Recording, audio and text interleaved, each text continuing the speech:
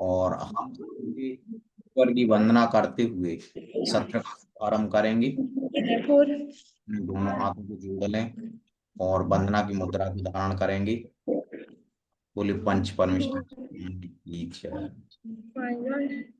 सुखी रहे सब जीव जगत के, कोई कभी ना घबरावे। बैर पापे अभिमान छोड़ सर जय इसमें रिकॉर्डिंग मंगल गावे। घर घर चर्चा रहे धर्म की, दुष्कृत दुष्कर हो जावे। ज्ञान चरित उन्नत करे अपना, अनुज जन्म फल सब पावे।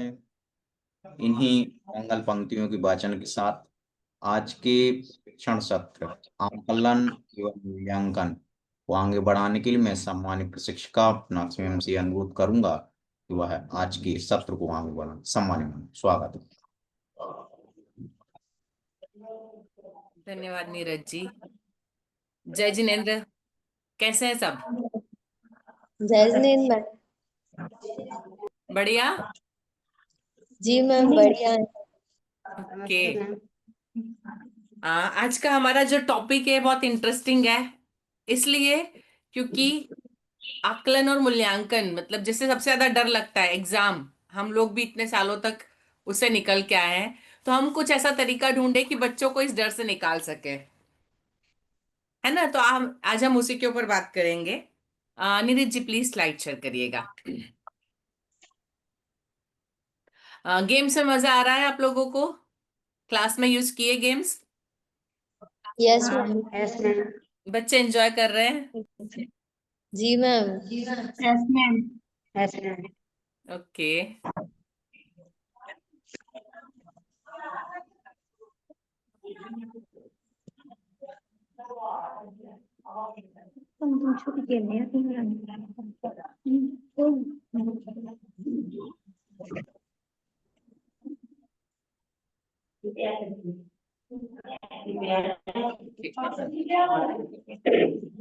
पहले एक बार इसकी बेसिक कंसेप्ट को समझ लें हम लोग। आकलन और मूल्यांकन में क्या फर्क है, हमको क्या करना है ना। आकलन मतलब बेसिकली असेसमेंट इंग्लिश में बोलते हैं।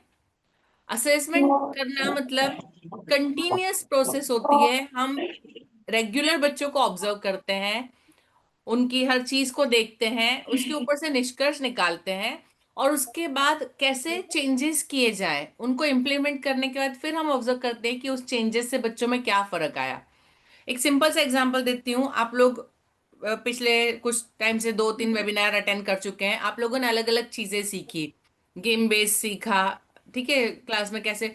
तो अभी इन चीजों को करने के बाद आपका ऑब्जर्वेशन कि आप जब गेम नहीं खिलाते थे और पुराने तरीके से पढ़ाते थे, और जब किसी गेम को खिला लिया, बच्चे को एक बार कंसेप्ट क्लियर हो गई, उसके बाद बच्चों का परफॉर्मेंस, तो ये इस तरह से आप इसको कंपैरिजन करते हैं, यस और नो? Yes ma'am. आपके नजर में आता है ये कंपैरिजन बच्चों में चेंज? किस हाँ बच्चे ने मैम। जी, किस बच्चे ने कितना ग्रास्प किया, कौन सी चीज से उसको ज्यादा मजा आया, किस गेम से उसको ज्यादा समझ में आया, ये हमको समझ आता है ना। तो ये होता है असेसमेंट, आकलन। ये एक कंटिन्यूअस प्रोसेस होती है, और इसका लक्ष्य ये होता है कि बच्चों में सुधार कैसे लाया जाए। ठीक है, हम इसके लिए हम करते हैं, इसके बहुत सारे तरीके हैं। आज मैं मोस्टली इसी को डिटेल में डिस्कस करने वाली हूँ।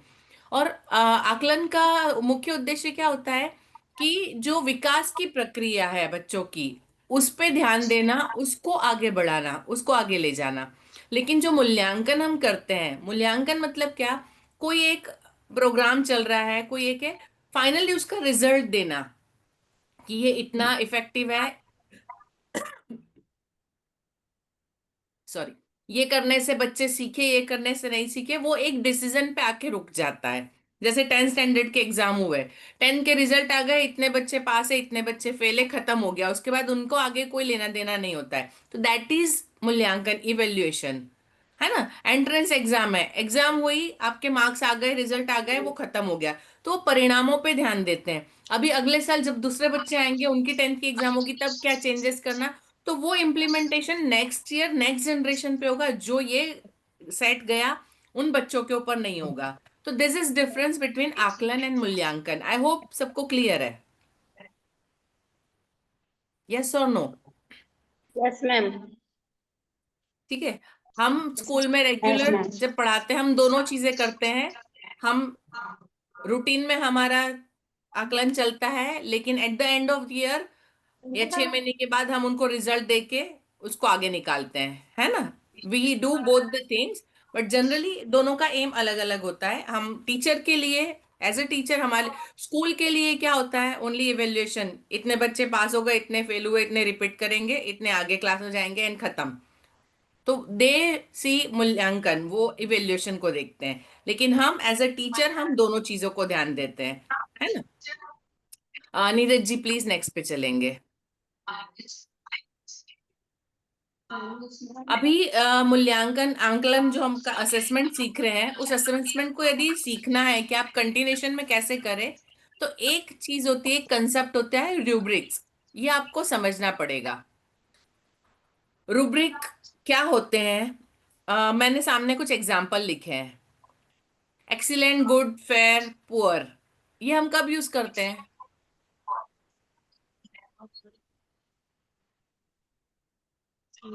जब बच्चा बहुत अच्छा काम करता है तो हम उसे गुड बोल देते जब बच्चे ने बहुत अच्छा किया तो हम एक्सीलेंट लिखते हैं, है ना? उसने ठीक ठाक अच्छा कर लिया तो गुड देते हैं।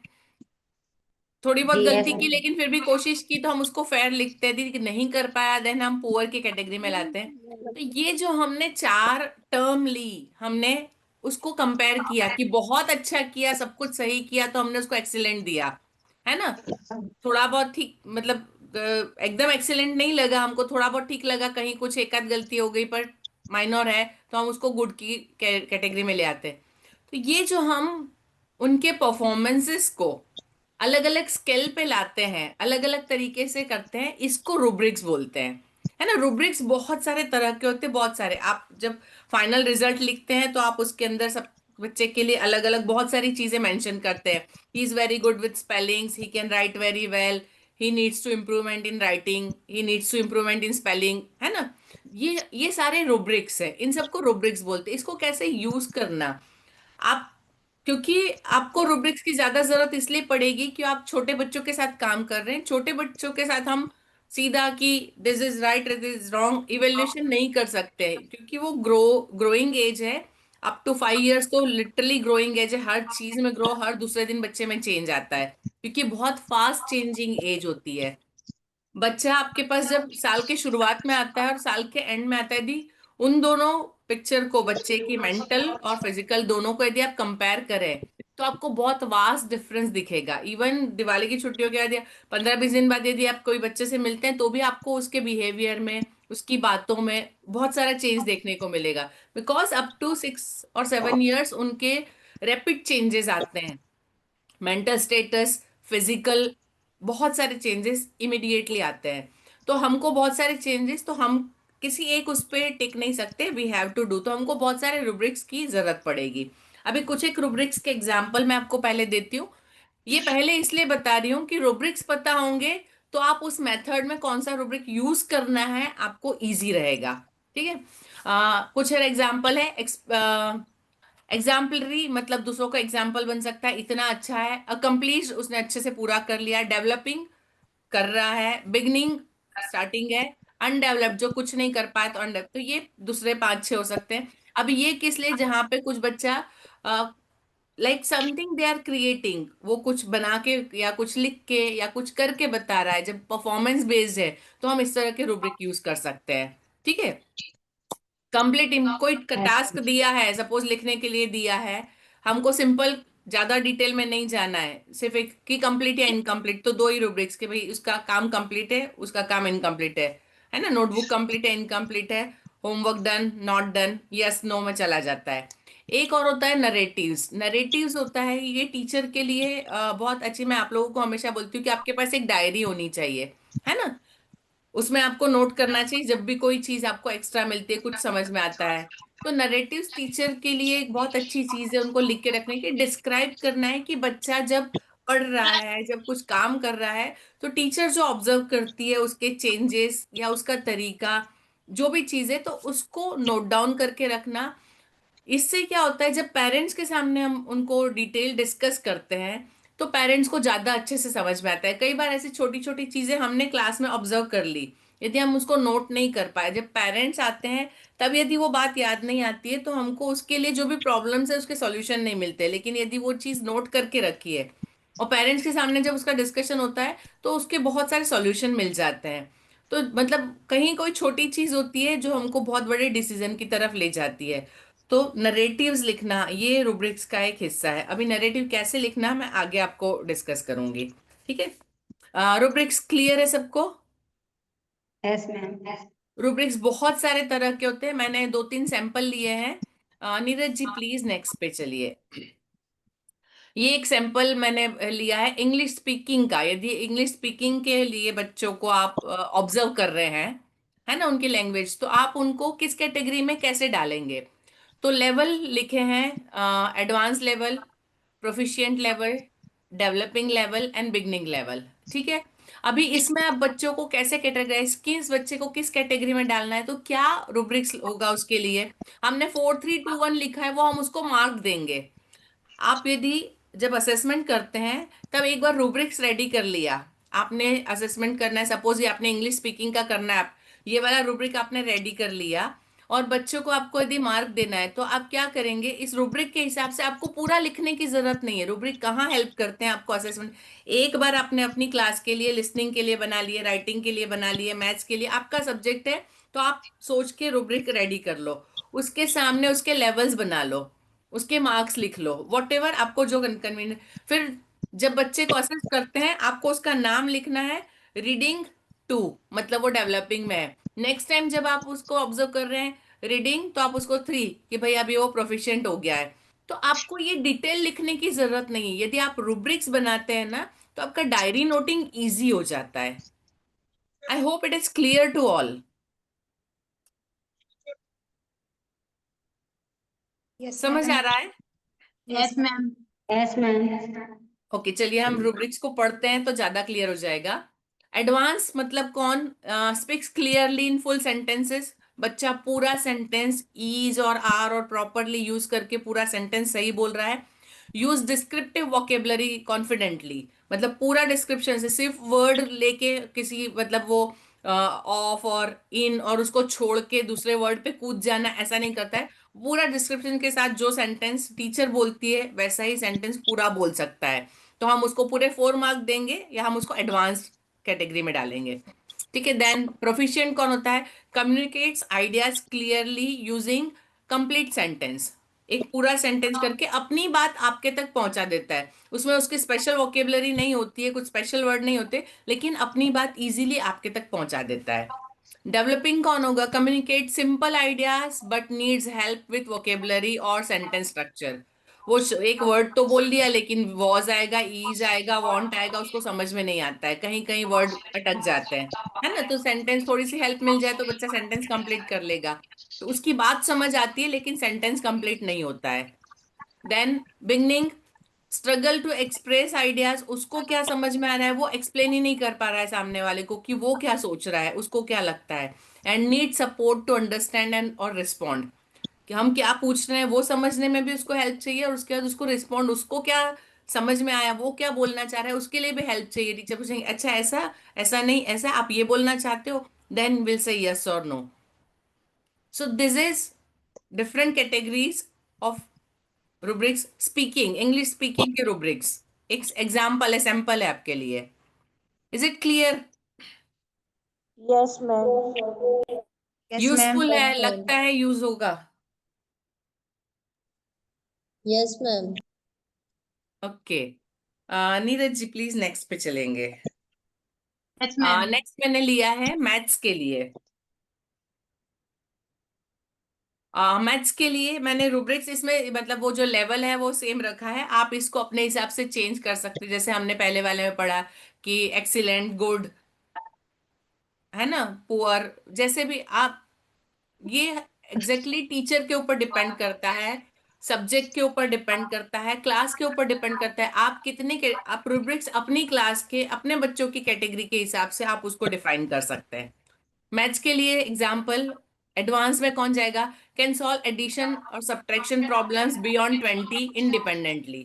20 से ऊपर के एडिशन सब्ट्रैक्शन इंडिपेंडेंटली कर लेता है। अभी ये रूब्रिक्स आप जो पढ़ा रहे हैं, यदि आप सेकेंड में पढ़ा रहे हैं जहाँ पे टू डिजिट डिवीजन सिखा दिया है, एडिशन सिखा दिया है, यदि आपने 1 डिजिट सिखाया है तो आप इसको 1 डिजिट पे ले आइए, अप टू 10, अप टू 9, है ना। रिवर्स नंबर आप सिखा रहे हैं तो you write here that he is able to write reverse number from 10, from 20। इस रूब्रिक को आप अपने टॉपिक के हिसाब से मैनिपुलेट कर सकते हैं, उसके हिसाब से चेंज कर सकते हैं। ठीक है, ये मैंने एक एग्जांपल लिया है। प्रोफिशिएंट कौन होंगे? एक्यूरेटली एड्स और subtract with in 20 with minimal support. कभी थोड़ी सी जरूरत पड़ गई, कभी कर लिया, कोई ज्यादा आ गया तो कभी हेल्प जरूर लगती, कभी नहीं लगती, बट एबल टू डू, तो एड सब्ट्रैक्ट कर लेता है। देन डेवलपिंग कौन होंगे? Understands operation concept but needs help with calculation. हाँ, ये इसमें से ये जाएगा, लेकिन कितना हुआ फिंगर तो आपको बताना पड़ेगा, चलो फिंगर पे काउंट करो कितना आया अब लिखो, है ना। वहां उसको हेल्प की जरूरत पड़ती, काउंट खुद कर रहा है लेकिन हमको उसको बोलना पड़ता है कि now you do this, now you do this. And beginning struggle with concept of addition and subtraction और नीड्स इन इंटेंसिव सपोर्ट। हर बात पे उसको बोलो चलो ये कितना लिखा है पहले पहचानो, वो पहचानेगा। ये बड़ा है कि छोटा है हम उससे पूछेंगे, देन ही विल थिंक, फिर बोलेगा अब कौन किस में से जाएगा, अब किसको ऐड करेंगे, कैसे काउंट करेंगे, पूरा हम पूरा सपोर्ट देंगे तब जाके वो कंप्लीट करेगा। तो that will come in beginning, हम उसको 1 मार्क देंगे। Hope it is clear to all. Yes, ma'am. Yes, ma'am. Yes, ma'am. है ना। हम आप ये सारी चीजें हम स्कूल में फेस करते हैं, लेकिन हम इसको Yes, मार्क ma'am. कैसे देना है, ये कैटेगरीज आपको क्लियर हो गई होगी अभी, है ना। नीरज जी प्लीज नेक्स्ट पे चलेंगे। नाउ एनवायरमेंटल स्टडीज, या आप जी के उसके लिए थोड़े से कैसे चेंज करेंगे। तो एडवांस कौन होंगे?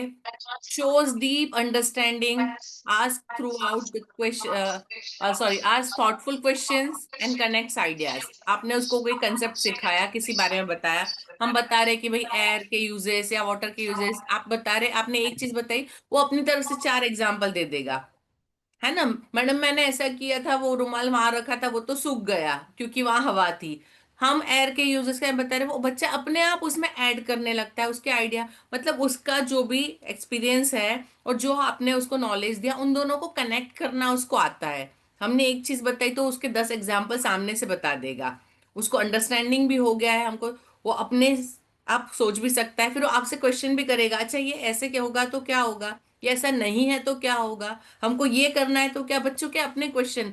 तो वो जो कंसेप्ट है उससे रिलेटेड बहुत सारे उसके क्वेश्चन शुरू हो जाते हैं, तो दे आर एडवांस। हम इस तरह के बच्चों को हम जब रेगुलर ऑब्जर्वेशन देखेंगे तब हम 4 देंगे। देन प्रोफिशिएंट कौन होंगे? अंडरस्टैंड्स की ideas and can explain in own words. वो एंथुजियास्टिक होके आपके पास आगे नहीं आता है, लेकिन वो आइडिया को समझ लेता है, और जब उससे पूछा जाए तो वो अपने वर्ड्स में एज इट इज, हम जो बोल रहे हैं उसको कॉपी ना करे, बट वॉट एवर परसेप्शन उसका जो है, उसने जो समझा है उसको इजीली बता सकता है। Developing understands with support, recalls basic facts but struggles with explanation. Concept समझ आ गया, लेकिन उसको अप्लाई करना उस नॉलेज को, उसको बताना, वहां थोड़ी उसको प्रॉब्लम फेस होती है। एंड बिगनिंग लिमिटेड अंडरस्टैंडिंग, पूरी बात नहीं समझे, थोड़ा बहुत समझे, थोड़ा सा नहीं समझ आया। और फ्रिक्वेंट गाइडेंस, उसको हमेशा गाइडेंस की जरूरत पड़ती है, हर बार उसको पूछना पड़ता है, बताना पड़ता है, हेल्प की जरूरत पड़ती है। Is that clear? अभी रूब्रिक्स कैसे बनाना, कंसेप्ट क्लियर हो गया अपने टॉपिक के हिसाब से।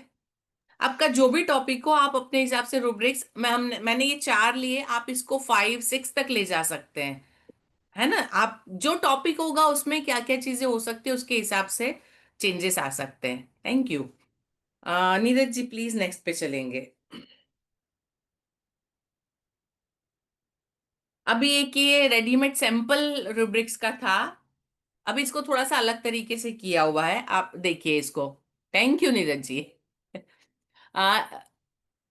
राइटिंग का है, हमने क्या किया है, इसमें 1 2 3 4 नंबर डायरेक्टली लिखे हुए, टीचर को सिर्फ टिक कर देना है वहां पे नंबर, या तो हम टिक कर सकते हैं, यदि कैलकुलेशन करना है तो नंबर ऑलरेडी लिखे हुए तो वी कैन कैलकुलेट ऑल्सो, है ना। पंक्चुएशन, तो बच्चा पंक्चुएशन मार्क प्रॉपर यूज कर रहा है कि नहीं। कैपिटलाइजेशन, उसने फर्स्ट लेटर कैपिटल लिखा कि नहीं, जहां नेम आया वो कैपिटल लिखा या नहीं लिखा है।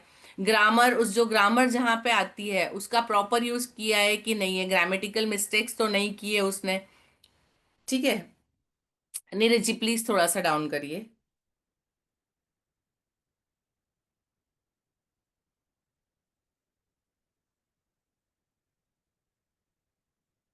One second.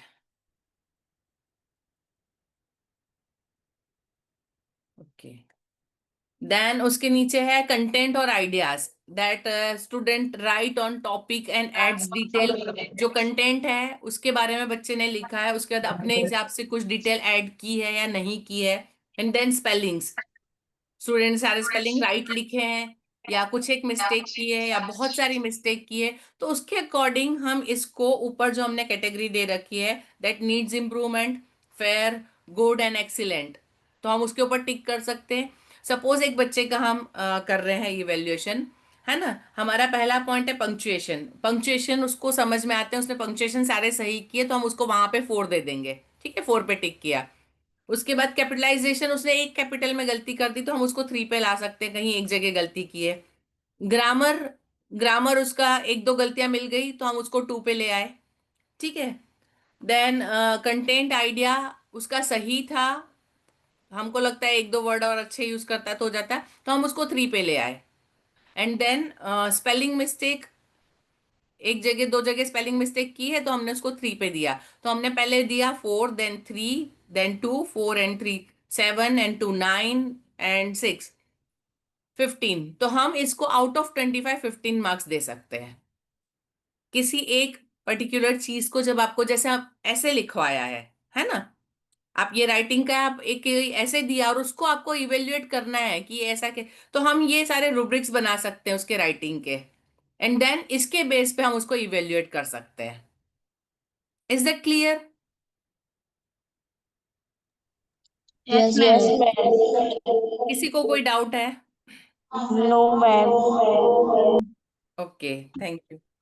Neeraj ji please next पे चलेंगे।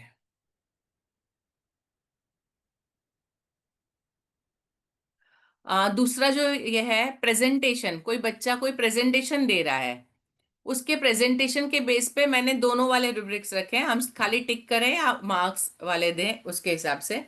तो जो पहला है प्रेजेंटेशन का, लेफ्ट साइड का, हम उसको देखेंगे, है ना। उसमें हमने ऊपर जो रखा है हमारी कैटेगरीज, जो लेवल्स रखे हैं, excellent, proficient and needs improvement, ठीक है।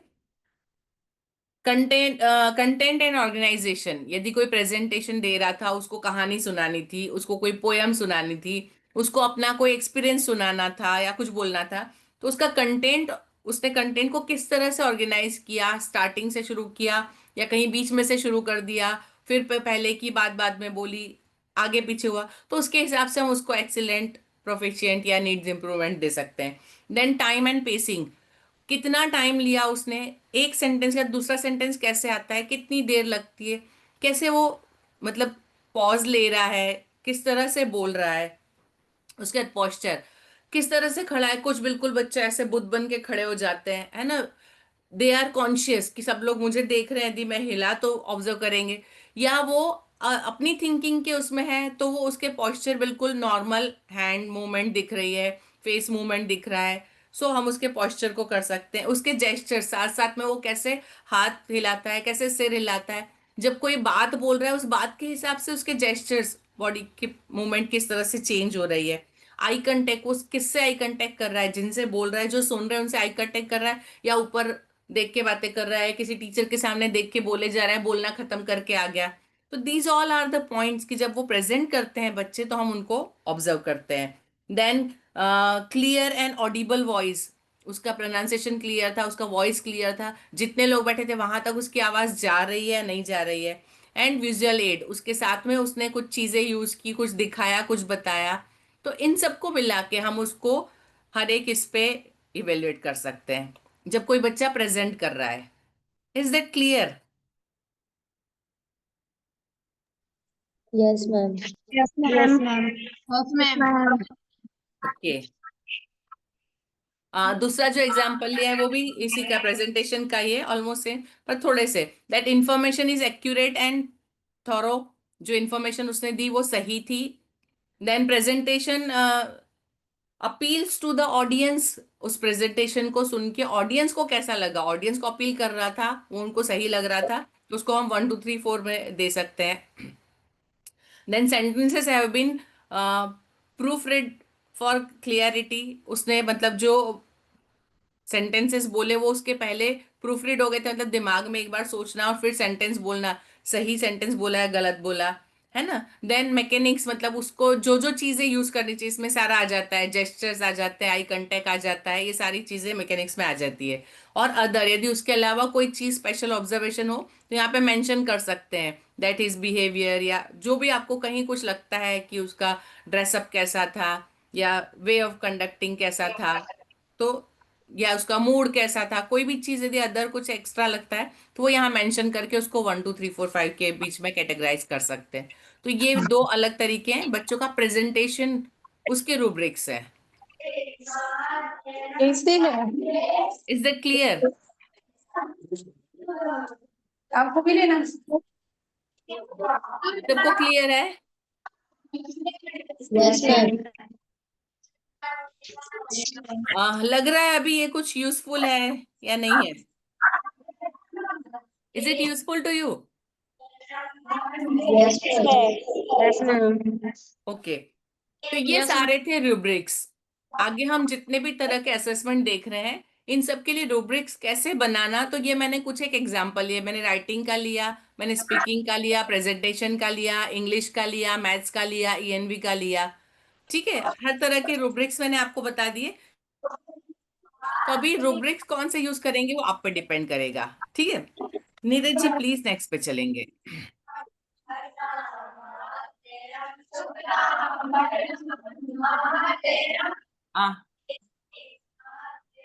हाँ, नीरज जी प्लीज माइक को ऑफ कर देंगे।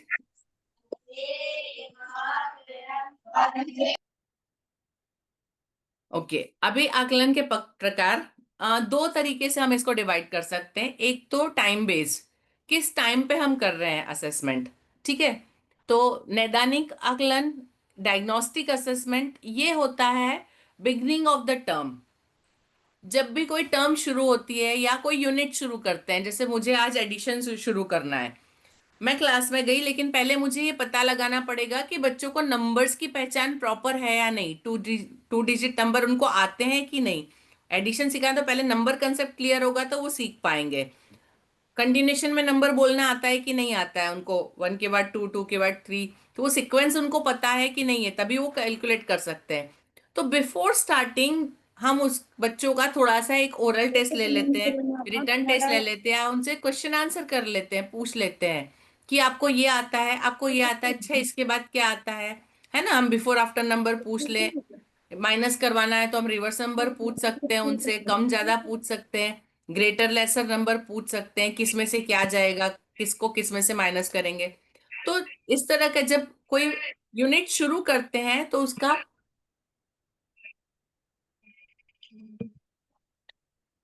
सौरभ जी, प्री प्राइमरी में तो बहुत ज्यादा जरूरी कि बच्चों को क्या पता है पहले से।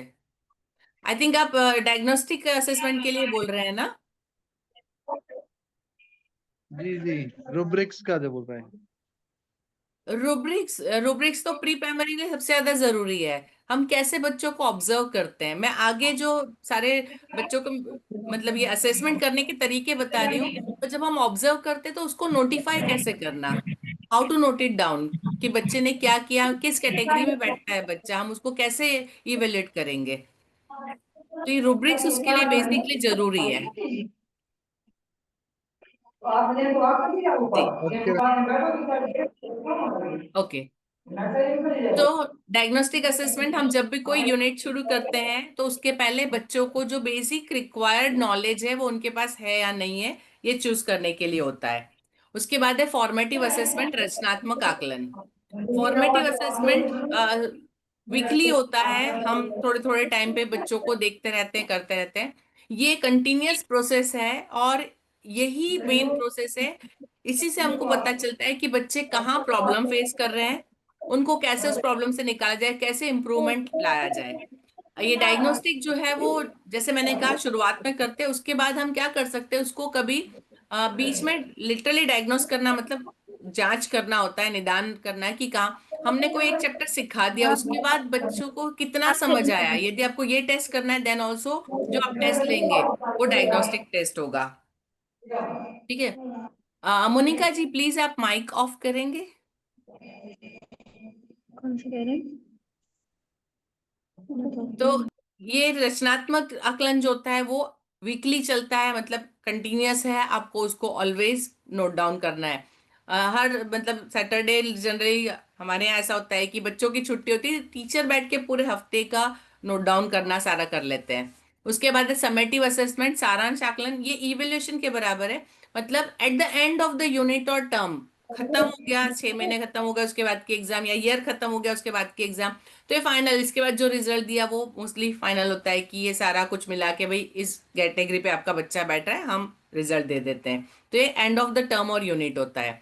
और उसके बाद अनौपचारिक इनफॉर्मल असेसमेंट, ये डेली होता है। हम लोग हर रोज बच्चों की हर चीज को, उनका लिखना, उनका बोलना, उनका प्रेजेंटेशन, हर चीज को देख के रेगुलर हम जिस चीज को नोट करते रहते हैं। तो ये इनफॉर्मल होता है, इसको हमने कभी लिखा, कभी चीज हमारे दिमाग में रह गई, कभी उसको बोल दिया, पेरेंट्स से डिस्कस कर लिया कि हाँ कल तो इसने ऐसा किया। तो ये इनफॉर्मल, ये ऑलवेज गोइंग ऑन रहता है। ठीक है, ये इनफॉर्मल है, वही हमको फॉर्मेटिव असेसमेंट में हेल्प करता है, रचनात्मक में हेल्प करता है। तो ये है टाइम बेस्ड, कब किया जाता है उसके हिसाब से। नीरज जी प्लीज नेक्स्ट पे चलेंगे। नेक्स्ट जो है वो प्रक्रिया पे आधारित, किस तरह से, कौन सी मेथड से हम कर रहे हैं। तो अभी मैं कुछ मेथड है उनको डिस्कस करने वाली हूँ। क्लास में हम जो बच्चों के साथ करते हैं, तो उसके साथ में कंटिन्यूएशन में हम उनका फॉर्मेटिव असेसमेंट जो करेंगे वो किस तरह से करेंगे ना। सबसे पहला है अवलोकन आधारित आकलन, means observation based assessment. KG specially जो प्री स्कूल है और फर्स्ट सेकेंड है, इसमें ऑब्जर्वेशन ही ज्यादा इंपॉर्टेंट होता है। हम लोग मतलब ये जनरली फर्स्ट सेकेंड तक एक मदर टीचर का कंसेप्ट चलता है, ऑलमोस्ट सेकेंड स्टैंडर्ड तक, कभी कभी किसी स्कूल में थर्ड तक भी होता है ना। केजी सेक्शन में हम टीचर्स चेंज नहीं करते हैं, और इसका मेन रीजन यही होता है क्योंकि एक टीचर किसी एक बच्चे के साथ उसको ऑब्जर्व करके उसके साथ काम करके वो कैसे, कहाँ पे, किस तरह से बिहेव कर रहा है, कहाँ प्रॉब्लम फेस कर रहा है, कहाँ उसको चेंज करने की जरूरत है, इन सारों के साथ करके, इसलिए टीचर एक रखते हैं। और वो ऑब्जर्वेशन जो टीचर का होता है वो ही सबसे ज्यादा हेल्पफुल होता है। एक टीचर आए, वो चले गए, फिर दूसरे टीचर आए, तो बच्चे बेचारे मतलब एडजस्ट नहीं कर पाते, टीचर खुद उसको इवेल्युएट नहीं कर पाएगी प्रॉपर तरीके से। तो ये ऑब्जर्वेशन जो है वो प्री स्कूल, अर्ली स्कूल के लिए बहुत ज्यादा जरूरी है। मैं थोड़ा इसको डिटेल में एक एक सब्जेक्ट वाइज इस पर्टिकुलर पॉइंट को डिस्कस करना चाहूंगी। लैंग्वेज में आप कैसे ऑब्जर्व करेंगे, लैंग्वेज के अंदर सपोज रीडिंग स्किल ऑब्जर्व करना है बच्चों की। अभी मैं आपको रूब्रिक्स नहीं डिस्कस करूंगी, रूब्रिक्स क्या होता है, अभी किस जगह कौन से रूब्रिक यूज करेंगे वो आपको यदि दिमाग में अभी आ रहा हो तो आप साथ साथ नोट करते जाना, जब हम डिस्कस करते हैं तो आपको रूब्रिक्स बनाने के वक्त हेल्प रहेगी, है ना। मैंने सिर्फ एग्जाम्पल दे दिए, रूब्रिक्स बहुत चेंज होंगे। सो हम जब बच्चों को देखते हैं चालू क्लास में, कभी भी कुछ पढ़ने को दिया, कुछ बोलने को दिया, कुछ बच्चा पूछ रहा है, कुछ बच्चा प्रेजेंट कर रहा है, तो हमारा ऑब्जर्वेशन हमेशा चालू रहता है उसका। तो जब हम देखते हैं तो उसका प्रोनाउंसिएशन कैसा है, वो किस चीज को, कौन से पर्टिकुलर वर्ड पे अटकता है, कौन से पर्टिकुलर साउंड्स उसको प्रॉब्लम देते हैं, है ना। कुछ बच्चे बोलने में तुतलाते हैं, वो र और त ऐसे कुछ जो होते हैं उनमें बोलने में मतलब प्रॉब्लम, तो उनके प्रोनाउंसिएशंस को नोट करना कि ये इसको प्रोनाउंस किस तरह से कर रहा है, कहाँ मिस्टेक कर रहा है, उसको नोट डाउन करना। फिर जब बोलते हैं तब उनका कॉन्फिडेंस लेवल, क्योंकि बच्चा जब बोलता है वो गलत बोलता है, सुनता तो है गलत लेकिन वो सही बोल नहीं पा रहा है, तब उसका कॉन्फिडेंस लेवल डाउन होता है। या उसको नहीं आता है तब उसका कॉन्फिडेंस लेवल डाउन होता है।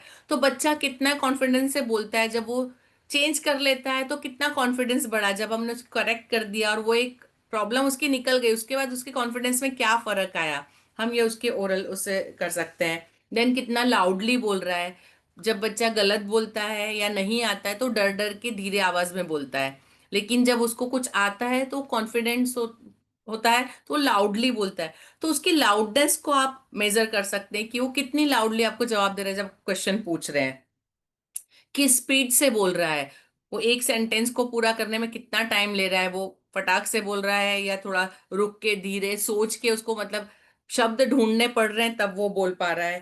ठीक है। देन कोई नया वर्ड आ गया तो उसको वो कैसे रीड कर रहा है, पहले कोई वर्ड पढ़ा हुआ है उसके हिसाब से ही उसको, जैसे हम बोलते हैं पीयूटी पुट और बीयूटी बट, है ना, तो वो पहले यदि उसने बट पढ़ा है तो वो पुट को पट पढ़ रहा है, मतलब वो पहले का अपना जो नॉलेज है उसको अप्लाई करके पढ़ रहा है।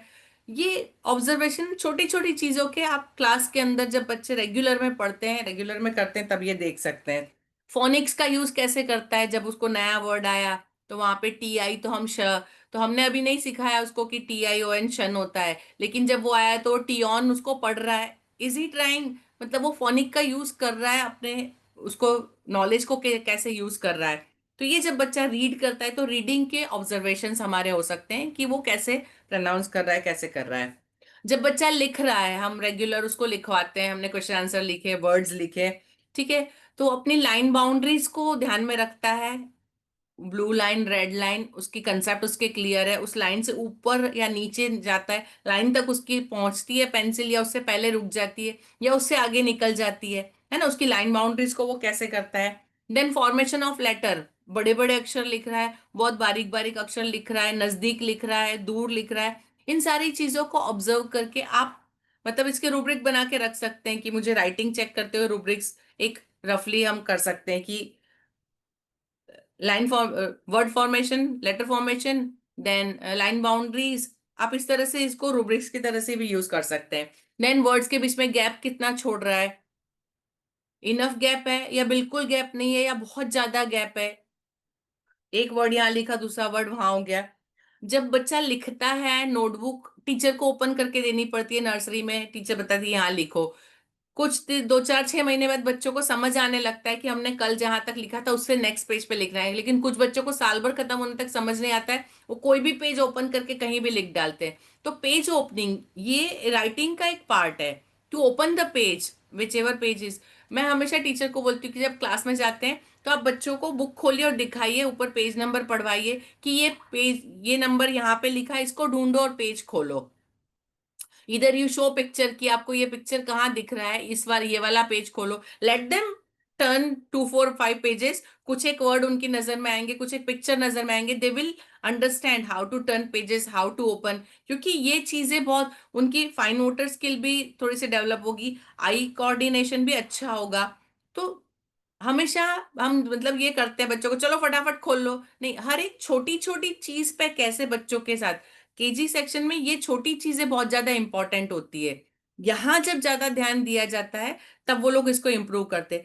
तो इन चीजों पे ध्यान देना कि वो बच्चा कैसे कर रहा है, शुरुआत में हमने सिखा दिया, 2 महीने के बाद हमारा ऑब्जर्वेशन शुरू होता है कि हमने से बताया था, अभी ये उसको कितना फॉलो कर रहा है, इस बात को कितना कर पा रहा है। देन उसके स्पेलिंग चेक जब लिखते हैं, बट कई बच्चे क्या होते हैं जो स्लो राइटर होते हैं, why they are slow writer, क्योंकि वो पूरा स्पेलिंग एक साथ नहीं पढ़ते हैं, वो 2 लेटर पढ़े, वो 2 लेटर लिखेंगे, फिर अगले 2 पढ़ेंगे, यदि वो 6 लेटर का स्पेलिंग आ गया तो उसको ज्यादा टाइम लगेगा, है ना, यदि 2 2 लेटर के स्पेलिंग है तो उसकी स्पीड बढ़ जाएगी, क्योंकि वो आधा आधा देख रहे हैं। ये जो केजी सेक्शन से होता है वो फर्स्ट सेकंड में जाके जब पूरा सेंटेंस लिखना है तो वो एक एक वर्ड देख के लिखता है, पूरा सेंटेंस एक साथ नहीं पढ़ता है। यदि बच्चा पूरा सेंटेंस एक साथ पढ़े और पूरा सेंटेंस एक साथ लिखे अंदर मन में बोल के, तो उनकी स्पीड बढ़ जाएगी, राइटिंग स्पीड भी बढ़ेगी और मेमोरी भी बढ़ेगी। तो हमेशा टीचर को ये करना है, टीचर जब लिखते हैं तो बच्चों को बोलिए कि आप अपने मन में इसको रिपीट करो, बोलो और फिर लिखो, ताकि आपको बार बार ऊपर ना देखना पड़े।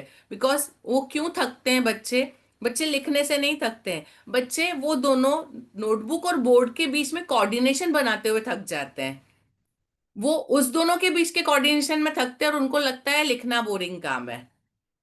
जो चीज उनको आंसर आती है वो लिखना है तो वो फटाफट लिख डालेंगे, है ना, आप उनको एक बार लर्न हो गया आंसर, उनको बोलो चलो बिना देखे लिख के बता, तो बिल्कुल स्पीड में लिख देंगे, क्योंकि उनको देखना नहीं है, उनको अपने आप आता है वो आंसर। तो यहाँ प्रॉब्लम होती है, तो जो राइटिंग प्रॉब्लम होती है, तो ये एक आप चीज मतलब थोड़ा सा इंप्रूवमेंट यहाँ पे करवा सकते हो, और यहाँ बच्चों को ऑब्जर्व करना है कि कौन किस तरीके से कर रहा है। देन लिसनिंग स्किल के बारे में, आप जब उनको कोई इंस्ट्रक्शन देते हैं, मैं केजी सेक्शन में जनरली मेरे टीचर्स को हमेशा बोलती थी कि आपको हर सेंटेंस 2 बार बोलना है, एक बार हिंदी में, दूसरी बार इंग्लिश में। शुरुआत में पहले हिंदी बोलो और इंग्लिश बोलो, थोड़े टाइम के बाद आप पहले इंग्लिश बोलो फिर हिंदी बोलो। बच्चों का जो ऑब्जर्व, एक्चुअली बच्चे जो लैंग्वेज सीख के घर से आए हैं वो सुन के ही सीख कर आए हैं। इंसान सीखता ही लैंग्वेज सुन के है। उनको वो जब तक आपके पास आए तब तक वो एक लैंग्वेज जान रहे हैं, सुन के ही सीख रहे हैं। उनको कोई एबीसीडी नहीं पता, कोई वर्ड फॉर्मेशन नहीं पता, कोई ग्रामर नहीं पता, लेकिन वो आपको अपनी बात बोलता है, उसको सेंटेंस बनाना आता है, अपनी बात समझाना आता है। मैडम मुझे पानी चाहिए, मुझे घर जाना है ना, ये सेंटेंस उसको, तो वो कैसे सीखा है? घर में लोगों को बोलते हुए सुना है और सीखा है, वो पहले वर्ड सीखा। तो यही चीज हम लैंग्वेज के साथ कर सकते हैं। इंग्लिश लैंग्वेज सिखानी है आपको, तो आप एक ही सेंटेंस को दोनों लैंग्वेज में बोलिए। मेरा ये एक्सपीरियंस है, मैं ये करती थी, लिटरली बच्चे उसको तुरंत कैच करते हैं और घर जाके यदि एक नया वर्ड बोला है तो घर जाके मम्मी को बताते हैं आज मैडम ने ये वर्ड बोला और इसका मतलब ये होता है। जब हम दोनों लैंग्वेज में बोलते हैं तो उसके मतलब को अपने आप उनके दिमाग में एक वो बैठ जाता है। बाय डिफॉल्ट वो दोनों लैंग्वेज के वर्ड्स को मैच करना सीख जाते हैं कि इसके लिए ये वर्ड है। हमको उनको ये थ्योरेटिकली बताने की जरूरत नहीं है, वो अपने आप कैच होता है। तो जब लिसनिंग जो स्किल है आप 2 बार लैंग्वेज में बोलेंगे तो बच्चा उसको सीखने लगेगा। उसके बाद आप ऑब्जर्व करिए कि जितना आपने बोला है उसने अंडरस्टैंड किया, अंडरस्टैंड करने के बाद उसने उसको फॉलो किया, समझ तो लिया, इस गो देयर, उसने सुन लिया, उसको समझ लिया, उसने देखा उधर, उसको पता है उधर जाना है, पर उसके बाद वो जा रहा है, फॉलो कर रहा है उसको। डोंट राइट, तो वो रुक गया लिखना है, लिखना चालू है। तो हम जितनी इंस्ट्रक्शन देते बच्चा उसको कितना समझता है और उसको कितना फॉलो करता है, ठीक है, उसके हिसाब से वो बिहेवियर कर रहा है या नहीं। हम ये कर सकते हैं, उसको कोई पिक्चर दिखाया, ओके वेरी नाइस कुमकुम जी। हमने उसको कोई पिक्चर दिखाया और उसके बाद उससे हम पूछे questions, where is it, where is the ball, where is the bird, है ना। तो उसके बाद बच्चा, what is the colour of the ball, which bird it is. हम क्वेश्चन पूछते हैं, वो उसको लिसनिंग, कि उसने, हमने बर्ड के बारे में पूछा, पिक्चर में बहुत सारी चीजें हैं, तो वो बर्ड को ही देख के कलर बता रहा है, उसका नाम बता रहा है, या बॉल को देख के उसका कलर। तो वो हम ऑब्जर्व कर सकते हैं इस तरीके से, हम उनसे छोटे छोटे, कि वो कितना सुनता है, कितना किसी लैंग्वेज को समझता है। हम यदि इंग्लिश मीडियम में पढ़ा तो उसको इंग्लिश कितनी समझ में आई, या हमने उसको हिंदी में ट्रांसलेट किया तब उसको समझ में आया क्या। तो हम उसको छोटे छोटे, या हम किसी चीज की तरफ point, point the ball, where is the ball, find the ball for me, find the H for me, है ना, वेर इज योर पी। तो बच्चा उसको कैसे ढूंढता है, कैसे बताता है, तो हम उसको ये देख सकते हैं। फर्स्ट सेकेंड के साथ यदि आप काम कर रहे हैं, सीनियर के साथ जो 3 लेटर वर्ड सीख गए उनके साथ काम कर रहे हैं, तो एक बहुत अच्छा गेम है इसमें। आप क्या कर सकते हैं, आप पहले से कुछ एक वर्ड्स के पेयर्स रेडी कर लीजिए, है ना, जैसे कैट बैट, मॉप कॉप, हट नट, ऐसे राइमिंग्स वर्ड्स हैं, कुछ 10 12 15 आपने रेडी कर लिए, उसके प्रिंट आउट निकाल लिए, बच्चों को दे दिए। अभी उनको क्या करना है, ये लिसनिंग एक्टिविटी है। आपको सिर्फ उनको इतना बोलना है कि मैं जो भी वर्ड बोलूंगी ना, 1 2 3 4 5 हमने नंबर दे रखे हैं, तो 1 नंबर पे मैं जो वर्ड बोलूंगी उस वर्ड को सुन के आपको सिर्फ उसको टिक करना है। तो अभी वो कितना फोनिक समझता है, नट और हट में न और ह का डिफरेंस समझ के वो नट को कर रहा है या हट को टिक कर रहा है ना। You just let them take, उनको कुछ करना नहीं है, लिसनिंग एक्टिविटी। तो कितना फोनिक्स को पहचानते हैं, कितना उसको फॉलो करते हैं और एग्जैक्टली उसकी तरह बिहेव, मतलब प्रॉपरली उसको कर पाते हैं। तो ये आप एक एज अ गेम खेल सकते हैं, तो उनकी लिसनिंग एक्टिविटी कितना सुन रहे हैं और उसको सही समझ रहे हैं, आप ये उसके साथ कर सकते हैं, ठीक है। ओरल रिस्पॉन्सेस यदि आपको उनके देखने हैं कि वो किस तरह से बोल रहे हैं, तो सेंटेंस फॉर्मेशन उनका सही है कि नहीं, नीरज जी भी वही रहने दीजिए। सेंटेंस फॉर्मेशन उनका कैसा है, ग्रामेटिकल मिस्टेक करते हैं, टेंसेस, हाँ मतलब नो डाउट हमने उनको सिखाए नहीं है, लेकिन जो सिंपल सेंटेंस बोल रहे हैं हम, ईज एम आर वाले, तो वो बोल के सुन के समझ जाते हैं, तो वो प्रॉपरली उसको बोल पा रहे हैं कि नहीं। देन वोकेबलरी, नए वर्ड्स खुद यूज करते हैं, हमने उनको बोला नहीं है लेकिन क्लास में सुने हैं, किसी और से सुने हैं, तो उस वर्ड को यूज करना उसको आ रहा है या नहीं आ रहा है ना। तो किस तरह से बच्चा अपनी बात को, या हमने जो पूछा है उस क्वेश्चन के आंसर को प्रॉपरली सेंटेंस फ्रेम करके अच्छे वर्ड यूज करके आपके सामने रखता है। ठीक है, he has use new words. Literally मेरा एक्सपीरियंस है, नर्सरी का बच्चा, मैं एक दिन एक नया वर्ड बोली थी, घर जाके मम्मी को बताया, दूसरे दिन उसकी मम्मी बोलती कि मैडम उसने मुझे ये वर्ड सिखाया, कल आपने बोला था। अब वो मैंने तो पर्पसली नहीं बोला था, सडनली मेरे मुंह से निकला था, बट उसने ऑब्जर्व किया, ही यूज टू ऑब्जर्व। तो इस तरह से वो हर एक चीज आप जितना बोलते हैं उसको ऑब्जर्व कर, तो बच्चा कितना ग्रास्प कर रहा है, कौन सी नई चीज उसने ग्रास्प की, उसको मेजर करना है हमको। उसके बाद उनका कॉम्प्रिहेंशन, जब हम कुछ रीड करते हैं तो उसको वो कितना समझ रहे हैं, हमको उनको एक्सप्लेन नहीं करना है। When you are teaching English medium ना, तो थोड़ा सा उनकी इंग्लिश इंप्रूव करने के लिए हमको हिंदी छोड़ देना चाहिए। कुछ जगह पे फर्स्ट सेकंड स्टैंडर्ड के टीचर्स के लिए स्पेशली बोल रही हूँ, कुछ चीजों को मत ट्रांसलेट करिए, let it be as it is and see कि वो लोग कितना समझ पाए, कितना उसको रिस्पॉन्ड कर पा रहे हैं, कितना कॉम्प्रिहेंड करते हैं उसको। ठीक है, सपोज हमने एक स्टोरी सुनाई, आप नर्सरी के साथ भी ये ट्राई कर सकते हैं। एक स्टोरी सुनाई, इंग्लिश में सुनाई, पूरी स्टोरी है, बच्चा समझेगा, समझ लेगा, स्टोरी समझ में आई। उसके बाद उस स्टोरी में से वॉट, वाई, व्हेन और वेयर के क्वेश्चन निकालिए। है ना, हमने स्टोरी दी, उसमें कब हुआ, ये किसने कहा था, ये कौन बोला था, इस तरह के छोटे छोटे क्वेश्चन, उनको एक एक वर्ड में आंसर देना है। लेकिन ये व्हेन, वाई, व्हाट, इन वर्ड्स के कंसेप्ट को बच्चा समझ रहा है, उसके सामने वही जवाब दे रहा है, वो व्हेन का जवाब वाई में नहीं दे रहा है।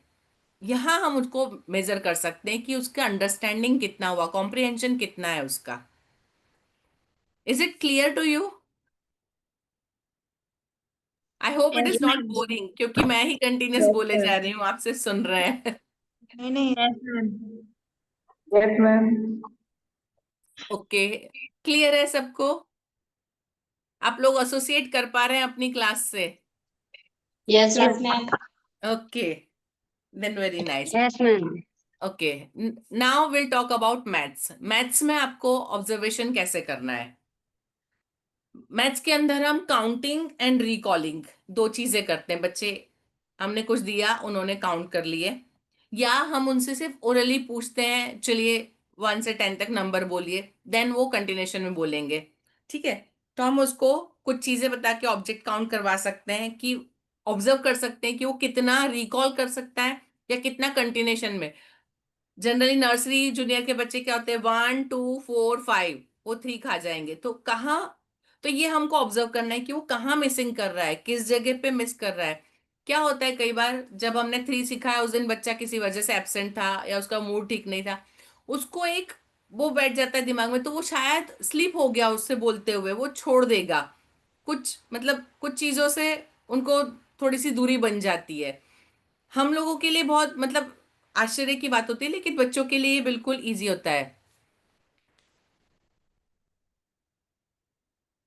आ देखिए, यदि बच्चा वो बोल लेता है लेकिन दूसरे बच्चों के सामने, मतलब ये उसको एक सोशली अवेयरनेस नहीं है उसमें, या दूसरों के सामने शाय फील करता है, वो खुल के नहीं आ पा रहा है, हम ये कर सकते हैं, जब वो बच्चा अकेले में आपके सामने बोल रहा है, आप उसको शाबाशी दो। देन उसको दूसरे बच्चों के, बहुत सारे बच्चे ना हो, एक या दो बच्चे ऐसे जिसके साथ में वो कंफर्टेबल है ना। हम कई बार क्या करते हैं, हम किसी एक बच्चे के साथ काम करते हैं, कई बार 3 4 बच्चों के साथ काम करते हैं, है ना। कई बार पूरी क्लास के सामने बच्चे को खड़ा करके, तो वो सबके सामने होता है। तो ऐसे बच्चे को पहले आपने पर्सनली टेबल के पास खड़ा करके पूछा, बाकी लोग अपना लिख रहे हैं, उसने सही बोल दिया, तो खड़े होके बाकी सब बच्चों को, इसने बहुत अच्छे से बोला, चलो सब इसके लिए ताली बजा दो। और किसी ने उसको सुना नहीं है, सिर्फ आपने सुना है, तो उसको लगता है कि हाँ, तो उसको थोड़ा कॉन्फिडेंस गेन होगा, साइकोलॉजिकल इफेक्ट आता है कि हाँ, जो मैं कर रहा हूँ वो सही हूँ। वो क्या होता है, उसको सबके सामने बोलने में डर है, इसलिए वो आपके सामने बोल दिया लेकिन सही था, उसका जब रिकग्निशन मिल गया, तो नेक्स्ट टाइम शायद 2 लोग और खड़े होंगे तब बोलने की हिम्मत करेगा। उसको ग्रेजुअली आप उसको ले सकते हैं, दो उसके दोस्त को साथ में खड़ा कर लीजिए, फिर उससे पूछिए, फिर उसने बोल दिया, उसके दोस्त को बोले, इसने अच्छा बोला ना, उसको मत बोलिए कुछ भी, उसके दोस्त से बात करिए, इसने अच्छा बोला ना, तो उसको अपने आप में थोड़ा सा कॉन्फिडेंस फील होगा। फिर उसको क्लास के सामने फिर से अप्रिशिएट करिए। तो आप थोड़ा सा साइकोलॉजिकल काम करके उसको काम कर सकते हैं। ठीक है Kumkum ji, okay ma'am, thank you ma'am. Try करिएगा इसको। ओके, मैथ्स पे आ जाते हैं। तो सपोज हम काउंटिंग पूछना है, हमेशा जनरली क्या होता है, बच्चों को हम पूछे तो वो 1 2 से शुरू कर देते हैं। अभी आपको यदि वो लोग कितना अंडरस्टैंड करते हैं, किसी को भी खड़ा करके बीच में चलो 12 से काउंटिंग शुरू करो, चलो 15 से रिवर्स नंबर बोलो, सडनली बीच में से कहीं से पूछ के, तो आप ऑब्जर्व कर सकते हैं कि बच्चा कितना कंसेप्ट उसको क्लियर है, कितना उसको अच्छे से कर पाता है। Come on start reverse number from 32, from 40। अभी वो 40 के पहले 39 आता है, उसको सोचने में थोड़ा सा टाइम लगेगा, है ना। कितना टाइम लेता है यहाँ हमको ऑब्जर्व करना है। हमने सडनली उसको बोल दिया, तो व्हाट कम्स बिफोर 30। कुछ बच्चे, मैं जनरली फर्स्ट का इंटरव्यू लेती हूँ ना, तो I ask such questions only. तो वो बच्चा कितना प्रॉम्प्टली जवाब देता है, वहां मुझे समझ में आता है कि वो किस लेवल पे है, उसकी अंडरस्टैंडिंग कितनी है ना। तो in case I have asked कि व्हाट कम्स बिफोर 30, तो वो यदि 2 मिनट लगा रहा सोचने में, इधर उधर देख रहा है, दिमाग में वो प्रोसेस करता है, उसको पिक्चर जो उसने नोटबुक में लिखा हो या बोर्ड पे लिखा हो वो दिखाई देता है, और फिर वो उसके ऊपर नजर करता है। एक्चुअली ये पूरी प्रोसेस उसके माइंड में चलती है। जब उसको दिखेगा 29, तब वो बोलेगा, या जिसको बहुत अच्छे से आता है तो वो तुरंत बोलेगा 29। सो ये कहाँ बच्चा कितना टाइम ले रहा है, यू कैन मेक आउट कि वो किस तरह से रिस्पॉन्ड कर रहा है आपको। ठीक है। व्हाट इज, आप क्वेश्चंस को कैसे चेंज कर सकते हैं, मैं कुछ एक क्वेश्चंस आपको बताती हूँ। Okay, what comes, what is bigger than 5 in this. आप कुछ सामने 4 5 लिखे हुए letters, what is bigger than 5, तो वहां पे यदि 6 7 8 9 10 कुछ भी लिखा है, बच्चा उसमें से यदि कुछ बता रहा है, रेंडमली कुछ लिखे हैं, what is bigger than 7, let find out. तो वो कितनी जल्दी उसको प्रोसेस करता है। हम लोग क्या करते हैं जनरली, हमारे क्वेश्चन लिमिटेड होते हैं। वेरी नाइस प्रशंसा जी, वेरी गुड। हम लोगों के क्वेश्चन हमेशा लिमिटेड होते हैं। हमको क्या करना है, अपने क्वेश्चंस को चेंज करना है। We have to change our way. तो हम यदि उनको ऑब्जर्व करना है तो हमारे क्वेश्चंस कैसे चेंज होंगे। अच्छा, tell me any number between 5 to 10, मतलब 5 to 10 के बीच में उसको कोई भी नंबर मिला है, तो वो 6 7 8 9, यदि इन चार में से कोई एक नंबर बोल सकता है, मतलब उसको समझ है कि ये नंबर 5 to 10 के बीच में आते हैं। तो you have to make changes in your question, तो आप उसको ऑब्जर्व कर पाएंगे कि बच्चा कितना प्रॉपर कर पा रहा है। ठीक है। आप उनकी बातों के बर्थ डेट्स को यूज कर सकते हैं, है ना, कैलेंडर को यूज कर सकते हैं, टाइम को यूज कर सकते हैं। 1 o'clock हो गया, 1 o'clock, 1 hour के बाद कितना टाइम होगा। बिल्कुल, आप मतलब इतना कैजुअल हो जाइए। अब बच्चे को समझने आना चाहिए कि मेरा कोई एग्जाम हो रहा है या मुझे कुछ ऑब्जर्व कर रहा है कोई, उसको नॉर्मल लगना चाहिए। इस तरह के आपके क्वेश्चन होने चाहिए। वहां वो बच्चा किस तरह से रिस्पॉन्ड करता है। उसके बाद verbal reasoning, which is longer than, which is the largest in this, which is the largest number among this all, है ना। ऐसे बहुत सारे अलग अलग क्वेश्चंस हो सकते हैं। Which is more, which is less. Very good Pallavi ji, very nice. Which is bigger, which is smaller. अब रेगुलर में बहुत सारी चीजें होती, बहुत सारी बातें होती है, हम बहुत सारा करते हैं। आप कभी भी करते करते बीच में से पूछ सकते हैं, है ना। हम बोर्ड लिख रहे हैं, आई यूज टू डू, बोर्ड लिख रहे हैं, अचानक से बच्चों को लगता है कि ये पूरा बोर्ड मैडम लिखेंगे फिर बात करेंगे। मैं जनरली आधा लिख के then I just turn and then I throw a question. बच्चों को कभी भी आप क्या करेंगे पता नहीं होना चाहिए। आपका जो है मतलब बिहेवियर चेंज होता है, ताकि आप भी उनको कैच कर सके। यदि आप लिख रहे, बच्चों को पता है पूरा सेंटेंस लिख रहा है तो वो क्या बदमाशियां कर रहे हैं, they will do in between these only. तो इमीडिएटली यदि आप बीच में से टर्न होते हैं, देन यू विल रिकॉग्नाइज कि कौन किस कंडीशन में कौन कितना ध्यान दे रहा है। व्हेन यू थ्रो क्वेश्चन, तो वो कितना आंसर देते हैं, यू कैन मेजर देम, है ना। तो वो टॉल शॉर्ट, ये वो बहुत सारी चीजें आप उनसे वर्बल रीजनिंग पूछ सकते हैं कि ये कितना होता है, इसमें दो और मिलाएंगे तो कितना होगा। वेरी नाइस शालिनी जी। पजल में पूछते हैं तो बच्चों को भी जरा मजा आता है, उनको भी ऐसा लगता है कि कुछ हमको करने को मिला, बोरियत कम हो जाती है। Very good. उसके बाद शेप रिकॉग्निशन, पर्टिकुलर चीज लेके नहीं, लेकिन जो चीजें हैं उसके शेप। कुछ नहीं कर रहे तो ओके, क्लास में आपको कितनी चीजें सर्कल दिख रही है, कितनी चीजें स्क्वायर दिख रही है ना।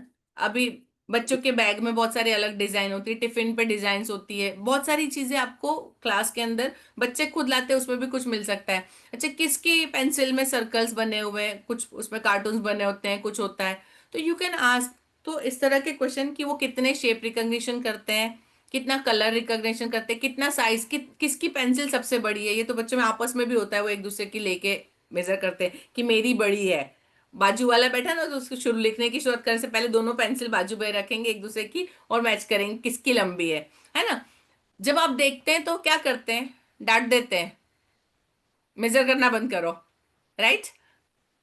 मोस्टली टीचर का रिस्पॉन्स यही होता है, डोंट डू दैट। बेसिकली वो एक कंसेप्ट ही सीख रहे, ओके किसकी बिगर है तो तुम ज्यादा लिखोगे, दूसरी बार वो करना बंद कर देंगे जब हम उनको ज्यादा लिखने का बोलेंगे तो। बट ये अच्छी चीज है कि वो मेजर करना हम उनको आगे सिखाने ही वाले हैं, तो let them be formal. Okay जी, बिल्कुल नंबर कार्ड की सहायता से भी कर सकते हैं, यस। उसके बाद अरेंज इन ऑर्डर, बच्चे किसी चीज को अरेंज, जब वो कुछ खेल रहे हैं या कुछ कर रहे हैं तो वो कैसे ऑर्डर में अरेंज कर रहे हैं, छोटे से बड़ा, बड़े से छोटा, या कोई बात। हमेशा बच्चे ना ये सारे लॉजिक यूज करते रहते हैं जब भी हम उनके साथ कुछ करते हैं। वो कुछ खेल रहे हो ना तो वो हमेशा उनकी देखना, उनके लॉजिक लगे होंगे। कोई बच्चा यदि 3-4 कारों से खेल रहा है ना तो वो जब कार को लाइन में लगाता है तब आप देखिए कि वो कार को किस, एक तो वो लाइन में लगाएगा, ये देखना वो या तो ऐसे हॉरिजेंटल लगाएगा या वर्टिकल लाइन लगाएगा। मैं, मेरा ये ऑब्जर्वेशन है जनरली जब कार के साथ बच्चे खेलते, गाड़ियों के साथ खेलते तो दे विल डू दैट, ये इसके पीछे, और फिर उसमें साइज के हिसाब से या कलर के हिसाब से उनका वेरिएशन होगा कि ये इस तरह से जाएगी। आप यदि उसमें चेंज कर दो, देखना फिर ये ऐसे नहीं, ये यहाँ क्यों, उनके अपने रूल्स होते हैं।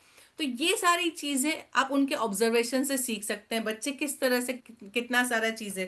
तो यहाँ जब आप उनके साथ गेम खेल रहे हैं, उनको कुछ खेलने के लिए बहुत सारे दे दिया हमने, वो कुछ ब्लॉक्स लगा रहे हैं, तब वो कौन से कलर के ब्लॉक्स को मिक्स करके बना रहे हैं, शेप बहुत सारे कलर हैं, तो वो किस तरह से अपना मतलब साइज कौन सी लेते हैं, शेप कौन सा लेते हैं। तो यहाँ हम उनको ऑब्जर्व कर सकते हैं कि उनकी कंसेप्ट साइज में कितनी क्लियर है, शेप में कितनी क्लियर है, कैसा शेप बना रहे हैं। So many things are there, these are for maths observation.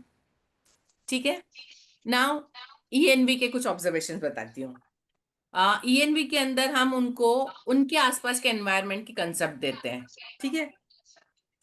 तो एक तो ईएनवी में वर्ड बहुत सारे आते हैं, नए नए वर्ड्स, फर्स्ट सेकंड में भी बहुत सारे वर्ड्स मिलेंगे। तो उन वर्ड्स को रिकॉग्नाइज करना, उसको एसोसिएट करना, बच्चा कितना किसी भी नए वर्ड को कितनी जल्दी समझता है, कितनी जल्दी से लेता है, उसको यूज करता है, ठीक है।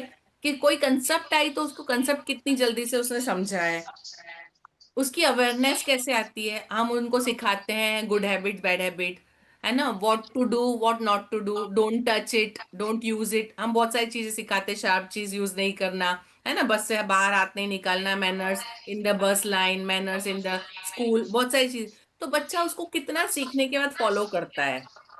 यदि उसको सिखाया है कि अंदर आने से पहले पूछो में आए कमिंग, तो वो पूछता है नहीं पूछता है। तो उसके जो भी बिहेवियर्स हैं उसमें उसका नॉलेज कितना दिखाई दे रहा है, ये इनमें में हमको ये ऑब्जर्व करना है। उसका कॉपरेशन, यदि कोई ग्रुप एक्टिविटी चल रही है तो वो पार्टिसिपेट करता है कि नहीं करता है, अपने साथ वालों के साथ कोई चीजें शेयर करना, कोई बातें शेयर करना, या किसी ग्रुप में चलो हाथ पकड़ के चलो ऐसे बोल रहे हैं यहाँ लाइन लगाना है खड़े, तो सिर्फ अकेला आ गया, किसी को लेके आया। ये बहुत सारी छोटी छोटी चीजें होती है जिसको बच्चे, खाना खाने बैठे तो हैंड वॉश हम उनको सिखाते हैं, तो वो अपने आप खुद हैंड वॉश करने जाता है, उसको टोकना पड़ता है कि पहले आप हैंड वॉश करके आइए। हमने सिखाया उसको वॉशरूम से निकलो तो आप हैंड वॉश करके आना, तो उसको पूछना पड़ता है हमको हैंड वॉश किया, या वो खुद आके बता रहा है I have washed my hands ma'am. तो ये सारी चीजें ऑब्जर्वेशन की होती है कि जो नॉलेज उसने ईएनवी में सीखा है। उसके अलावा एनवायरनमेंट की केयर कैसे करता है, जहां बैठा है वहीं कचरा डाल दिया है, हमने उसको बताया कि आप पेंसिल शार्प करके डस्टबिन में डालेंगे, या वो पेंसिल शार्प करके अपने कंपोस्ट में कोई एक कॉर्नर में इकट्ठा कर रहा है, कोई भी चीज उसकी गिर गई तो उसने उसको देख के छोड़ दिया या उसको उठा के उसने डस्टबिन में डाला। बहुत सारे ऐसी छोटी छोटी चीजों के ऑब्जर्वेशन कि भाई वो क्लीनलीनेस हमने उसको सिखाया है, लाइन फॉलो करना सिखाया है, उन सारी चीजों को जो उसने सीखा है उसको कैसे फॉलो कर रहा है।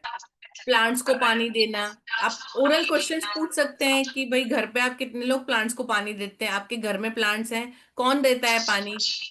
ठीक कि हमने उनको सिखाया है कि पानी देने से प्लांट बड़े होते हैं, तो वो ये काम करता है, इस तरफ ध्यान देता है, ये ऑब्जर्व करता है ये चीजें कि मेरे घर में ऐसा होता है। सो दीज आर की ईएनवी में हम बच्चों को किस तरीके से ऑब्जर्व करेंगे, ठीक है।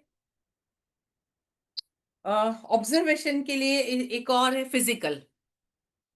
फिजिकल स्किल बच्चों की, आपको ग्रॉस मोटर पता है, आपको फाइन मोटर पता है। राधा जी प्लीज आप अनम्यूट करेंगे, वो इको हो रहा है मेरा वॉइस। सॉरी, म्यूट करेंगे। आपका अनम्यूट है, प्लीज म्यूट करेंगे। Thank you. सॉरी, मुझे आज थोड़ा सा लग रहा है कि बहुत सारा मैं ही बोले जा रही हूँ, लेकिन आज का टॉपिक ही ऐसा है कि मेरे पास बहुत कुछ है आपको बताने के लिए। आई होप आप लोग बोर नहीं हो रहे होंगे। नो मैम, मैं नहीं हो रही हूँ। No, ma'am. Thank you. क्योंकि टॉपिक ऐसा है कि मतलब मुझे लग रहा है मेरे पास बहुत कुछ बताने के लिए है। ओके। फिजिकल में हम fine motor skill, gross motor skills, इसके अलावा हम जो करेंगे कि लीडरशिप। कौन बच्चा आगे आके, चलो सब ऐसे खड़े हो जाओ, गेम खेलना है, हम ये गेम खेलेंगे, पहले चूज करना। बॉल है तो बॉल जाके पहले पकड़ना, दूसरों को इंस्ट्रक्शन देना, चलो आप यहाँ खड़े हो जाओ, मैम ये यहाँ नहीं खड़ा हो रहा है। मतलब वो क्या रूल्स हैं, उसके रूल्स को समझना, उसको फॉलो करना, बाकी लोगों के साथ किस तरह से डील करना, है ना। आपने इंस्ट्रक्शन दिया तो उसको फॉलो करना। एक बार बता दिया है कि इस गेम में ये ऐसे ही होगा, तो कुछ है जो लाइन से निकल कि आप सबको लाइन में खड़े होना है, बारी बारी से लेना है, तो अपने टर्न का वेट कर रहा है, नहीं कर रहा है, लाइन छोड़ के निकल रहा है कि उसको समझ लिया और उसको प्रॉपरली फॉलो कर रहा है। ठीक है। देन डिसीजन टेकिंग, कि वो उसका हो गया, अब मेरा आएगा, तो क्या वो मुझे जाना है, तो तुरंत देख के समझ के कि रिले रेस का हम करवाते हैं, तो एक आया तो एक उसको देखे, तो वो रेडी रहना कि वो आया, अब मेरी बारी है, तो किस तरह से डिसीजन लेना कि फटाफट अब मुझे ये करना है, मुझे ये नहीं करना है, गिर गया तो मुझे उठ के दौड़ना है, या सब कुछ होंगे गिरे तो उठ के दूसरों के मुंह देखेंगे क्योंकि मुझे देख रहा है, कोई सिंपैथी दिखा रहा है। बच्चों में ये होता है, तो ये हमको ऑब्जर्व करना है कि वो उसका बिहेवियर कैसा है उस वक्त, कि वो तुरंत डिसीजन लेता है, उसको गेम की तरफ ज्यादा ध्यान है, खेलना है, कि वो सिंपैथी गेन करने की तरफ जा रहा है। ठीक है। देन टीम स्पिरिट, जब जिनके साथ मिलके खेल रहे हैं, हमने दो टीम के साथ खेला है, तो अपनी टीम के साथ कितने अच्छे से इन्वॉल्व हो रहा है, अपनी टीम को जिताने के लिए वो क्या कर सकता है, वो किस तरह से दूसरों के साथ बिहेव कर रहा है, ग्रुप के साथ कैसे behave। तो ये सारी चीजें जब उनकी फिजिकल एक्टिविटी होती है, जब वो प्ले करते हैं, तब हम उनको ऑब्जर्व कर सकते हैं। अभी इसमें होता है कि एज अ टीचर आप ये सोचेंगे कि हमको एक एक, जब सबका बिहेवियर सेम चल रहा है, उसमें एक और बिहेवियर होता है, तो आप उसको नोट कर सकते हैं, बाकी सबका कॉमन है, तो that will go in that rubrics की ये सारे, लेकिन जहां पे एक ऑड मिलता है तो आपको वो अलग निकालने के लिए मिल जाएगा। ठीक है। इसके अलावा बच्चों की सोशल स्किल देखना है, तो जब हम बच्चे को गेम्स खेलने ले जाते हैं या कुछ चीजें देते हैं, जब वो दूसरों के साथ शेयर करके उनको कोई चीज बनाना है, इकट्ठा करना है, ज्वाइन करना है, तब वो किस तरह से बिहेव करते हैं, तो यहाँ उनकी सोशल स्किल आप देख सकते हैं कि वो कितना शेयरिंग कर रहा है, कितना उसका सपोज बन गया, दूसरे का बाकी है तो उसको हेल्प कर रहा है, नहीं कर रहा है, किस तरह से बिहेव कर रहे हैं, दैट वी कैन। इसके अलावा प्रॉब्लम सॉल्विंग, वो कुछ बना रहा है, नहीं बन रहा है, तो वो किस तरीके से अपनी प्रॉब्लम को सॉल्व करता है, प्रॉब्लम को कैसे, मतलब वो कोशिश कर रहा है या उसको छोड़ देता है या किसी से पूछता है, तो उसकी प्रॉब्लम सॉल्विंग मतलब एबिलिटी किस लेवल पे जाती है, वो कितना कोशिश करता है, वी कैन ऑब्जर्व दिस।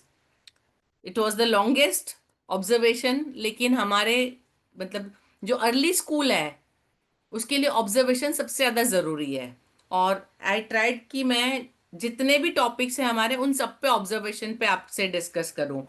आपको लगता है कहीं कुछ और ऑब्जर्वेशन, कहीं आपका कुछ अलग हो जो हम इसमें ऐड कर सकते हैं? हेलो। जी।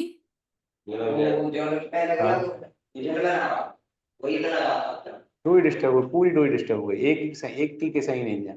विवेक जी, आप म्यूट कुछ करिए बोल आप। रहे हैं? विवेक जी, आप कुछ कहना चाहते हैं? हम्म, जी मैम, लगता है वो गलत से हो गया वो। अब जी। कंटिन्यू। जी। मैं आप लोगों से पूछ, आपको लगता है कि ऑब्जर्वेशन में कहीं और कोई चीज है जो मुझसे छूट गई है? आपके पास कुछ हो तो हम शेयर कर सके ऐसा कुछ।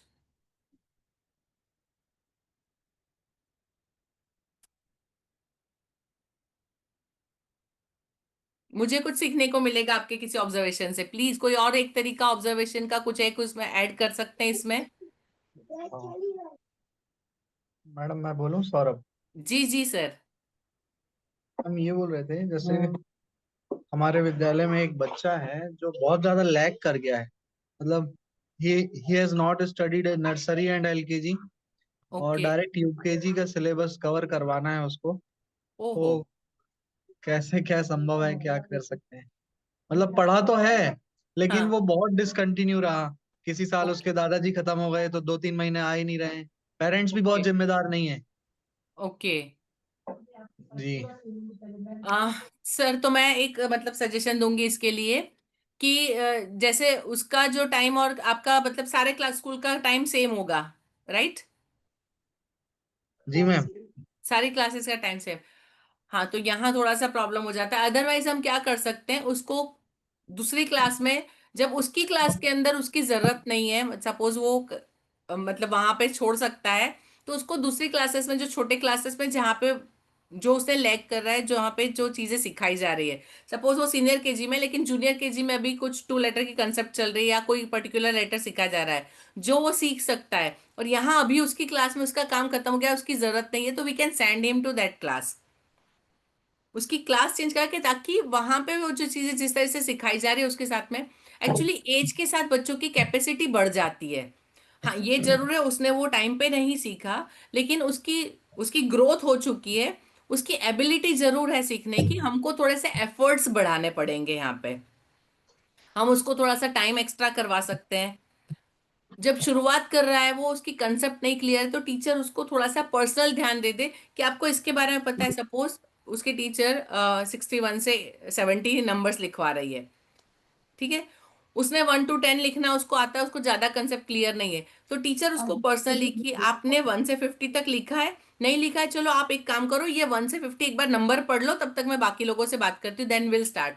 तो जो उसको थोड़ा सा, जहां जहां उसके हमको पता है कि यहाँ लैकिंग होगा, और वहां पे हम उसको थोड़ा सा स्टार्टिंग में हेल्प कर सकते हैं। टीचर को थोड़ा सा पेन लेना पड़ेगा, आई अग्री, पर वो चीजें वहां पे हो सकती है। उससे क्या होगा, वो कनेक्ट कर पाएगा जो जो उसके मतलब गैप के पॉइंट है ना, उस गैप को हम कैसे फील करें।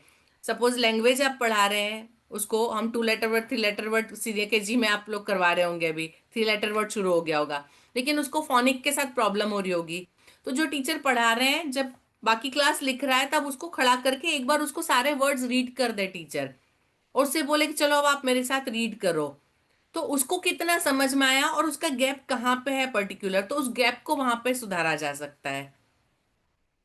आई hope it will be helpful, Saurabh ji. जी मैम, वो फोनिक्स का सिलेबस भी है यूकेजी में, बुक है अलग से। अच्छा। लेकिन ये है कि अभी फोनिक्स क्या है, बहुत अच्छे से जो ब्लेंडिंग वगैरह है टीचर्स को भी बहुत अच्छे से नहीं आती, वो स्टडी करके ही कराते हैं। ओके। वो फोनिक्स का जो है। दूसरा मैम ये है, नर्सरी क्लास में हमारे यहाँ 3-4 स्टूडेंट्स ऐसे हैं जो जिनकी स्पीच नहीं खुली अभी। तो वो क्या, उनको कैसे ट्रीट करना है? और जिनकी स्पीच नहीं खुली ना, एक तो उनको जब खेलने जाते हैं तब उनको लाउडली बोलने के लिए अलाउ करिए, मतलब टीचर उनको बोले चलो शाउट करो जोर से। जब वो खेल खेल में जब शाउट करना सीखते हैं ना, तो उनकी गले की आवाजें खुलती है। उनको बोलना नहीं है, उनको ये मत बोलिए कि आपको ये बोलना है। कुछ एक एक्टिविटी ऐसे दीजिए, दूसरे बच्चों को बोले शाउट करें, उनको देख के वो उनके साथ शाउट करना सीखे, है ना। जब एक बार गला खुलेगा, क्योंकि वो जो उनकी नर्व्स होती है ना, वो भी खुली नहीं होती है, इसलिए वो लोग बोल नहीं पाते। हमको लगता है ये बोलना नहीं सीखा, लेकिन फिजिकली एक्चुअली बच्चों में प्रॉब्लम होती है, उनकी ये नर्व्स काम नहीं करती काफी बच्चों की। वो कुछ टाइम के बाद करती, जब रेगुलर वो लोग लाउडली मतलब ये किशोर कुमार का एक किस्सा है। किशोर कुमार क्यों इतना अच्छा गाते थे, एक बार उनको कुछ मतलब प्रॉब्लम हो गया, किसी ने डांट वाट दिया और कमरे में बंद कर दिया था। तो कमरे में बैठे बैठे बहुत देर तक, घंटों तक जोर जोर से चिल्ला के रोते रहे, और उसका नतीजा ये हुआ कि उनकी आवाज पूरी तरह खुल गई और उनका गायन बहुत अच्छा हो गया उसके बाद। तो बच्चे जब शाउट करते हैं ना, तो उनकी जो नसें हैं सारी, जो ब्लॉकेज होती है वो खुल जाती है।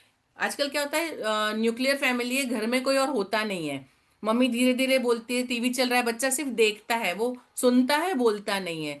तो उसको बोलना यदि क्लियर होगा, तो देन उसकी आवाजें खुलने लगी। उसको पीयर ग्रुप जिसके साथ कंफर्टेबल है उसके साथ थोड़ा सा खेलने के लिए ज्यादा टाइम दिया जाए। रिसेस में उसको बोलने के लिए पोयम, जब poem recitation, loudly poem recitation, उसके साथ में ऐसा बच्चा बैठाया जाए जो लाउडली बोलता है, तो उसको सुन के कोई यदि एक लाउडली बोल रहा है तो दूसरा रिस्पॉन्ड लाउडली करता है। तो कुछ एक बच्चों के साथ बिठाइए कि जो लाउडली उसके साथ बोलते हैं उसको बोलिए कि आप उसको अपने साथ बुलवाना। तो हम नहीं बोलेंगे, वो दूसरा बच्चा उसको बुलवाएगा, तो वो इजीली उसके साथ बोलना है। सबके साथ जब बोलेगा उसको लगता है कि मेरी आवाज सुनी नहीं जा रही, तो वो जो बोलेगा, क्योंकि पर्टिकुलर उसको नहीं सुना जा रहा है, यदि अकेले को सुनेंगे तो कॉन्शियस हो जाएगा तो नहीं बोलेगा। भीड़ के साथ वो बोल लेगा तो ओपन हो जाएगा। जी ठीक है, मैम। ऐसे जी कुछ एक्सपेरिमेंट कर सकते हैं। जी मैम। जी। कुछ भी एक्टिविटी में पार्टिसिपेट नहीं करता है, मतलब ये ऑटिज्म की शुरुआत होती है ये बच्चों की। तो रीजन पेरेंट्स से डिस्कस करिए कि बच्चा क्यों नहीं कर रहा है, मतलब घर पे भी इसी तरह का बिहेवियर है। यदि उसका बिहेवियर सब जगह ऐसा है तो फिर सीरियसली पेरेंट्स को डॉक्टर को मिलना पड़ेगा। यदि सिर्फ स्कूल में है, मतलब वो घर पे ओपन हो रहा है स्कूल में नहीं है, तो स्कूल में कहीं पे उसको ओपन होने में प्रॉब्लम हो रही है इसलिए पार्टिसिपेट नहीं कर रहा है, या उसको कॉन्फिडेंस नहीं है कि जो एक्टिविटी हो रही है वो कर पाएगा इसलिए वो पार्टिसिपेट नहीं कर रहा है, तो हम उसको अकेले में वो चीज खेलने को दे दे, वो कर ले, उसके बाद उसको सबके साथ में दीजिए। थोड़े बहुत मतलब उसकी प्रॉब्लम कहाँ है उसके ऊपर फोकस करके हम उसका सोल्यूशन निकाल सकते हैं। ठीक है। अच्छा मैम, मेरा भी एक क्वेश्चन है जी मौर्य सोनाली जी। मैम को ही लेकर। जैसे कुछ पेरेंट्स ऐसे भी होते हैं कि ये बोलते हैं कि तुमको क्या पार्टिसिपेट करना, तुम्हारे क्लास में इतने सारे बच्चे हैं वो कर लेंगे, तुम मत करो, तो उस जगह क्या करना चाहिए? पेरेंट्स ऐसा बोलते हैं? हाँ मैम, ऐसे हैं हमारे स्कूल में कुछ पेरेंट्स। मतलब यहाँ के जैसे सिस्टर और ब्रदर दोनों स्कूल में है, जी। तो जब भी बोलते हैं ये चीज में पार्टिसिपेट कर लो, मैम मुझे नहीं करना, मुझे नहीं करना। ऐसे ही उसका भाई भी है और ऐसे ही उसके सिस्टर भी है, वो बड़ी क्लास में है।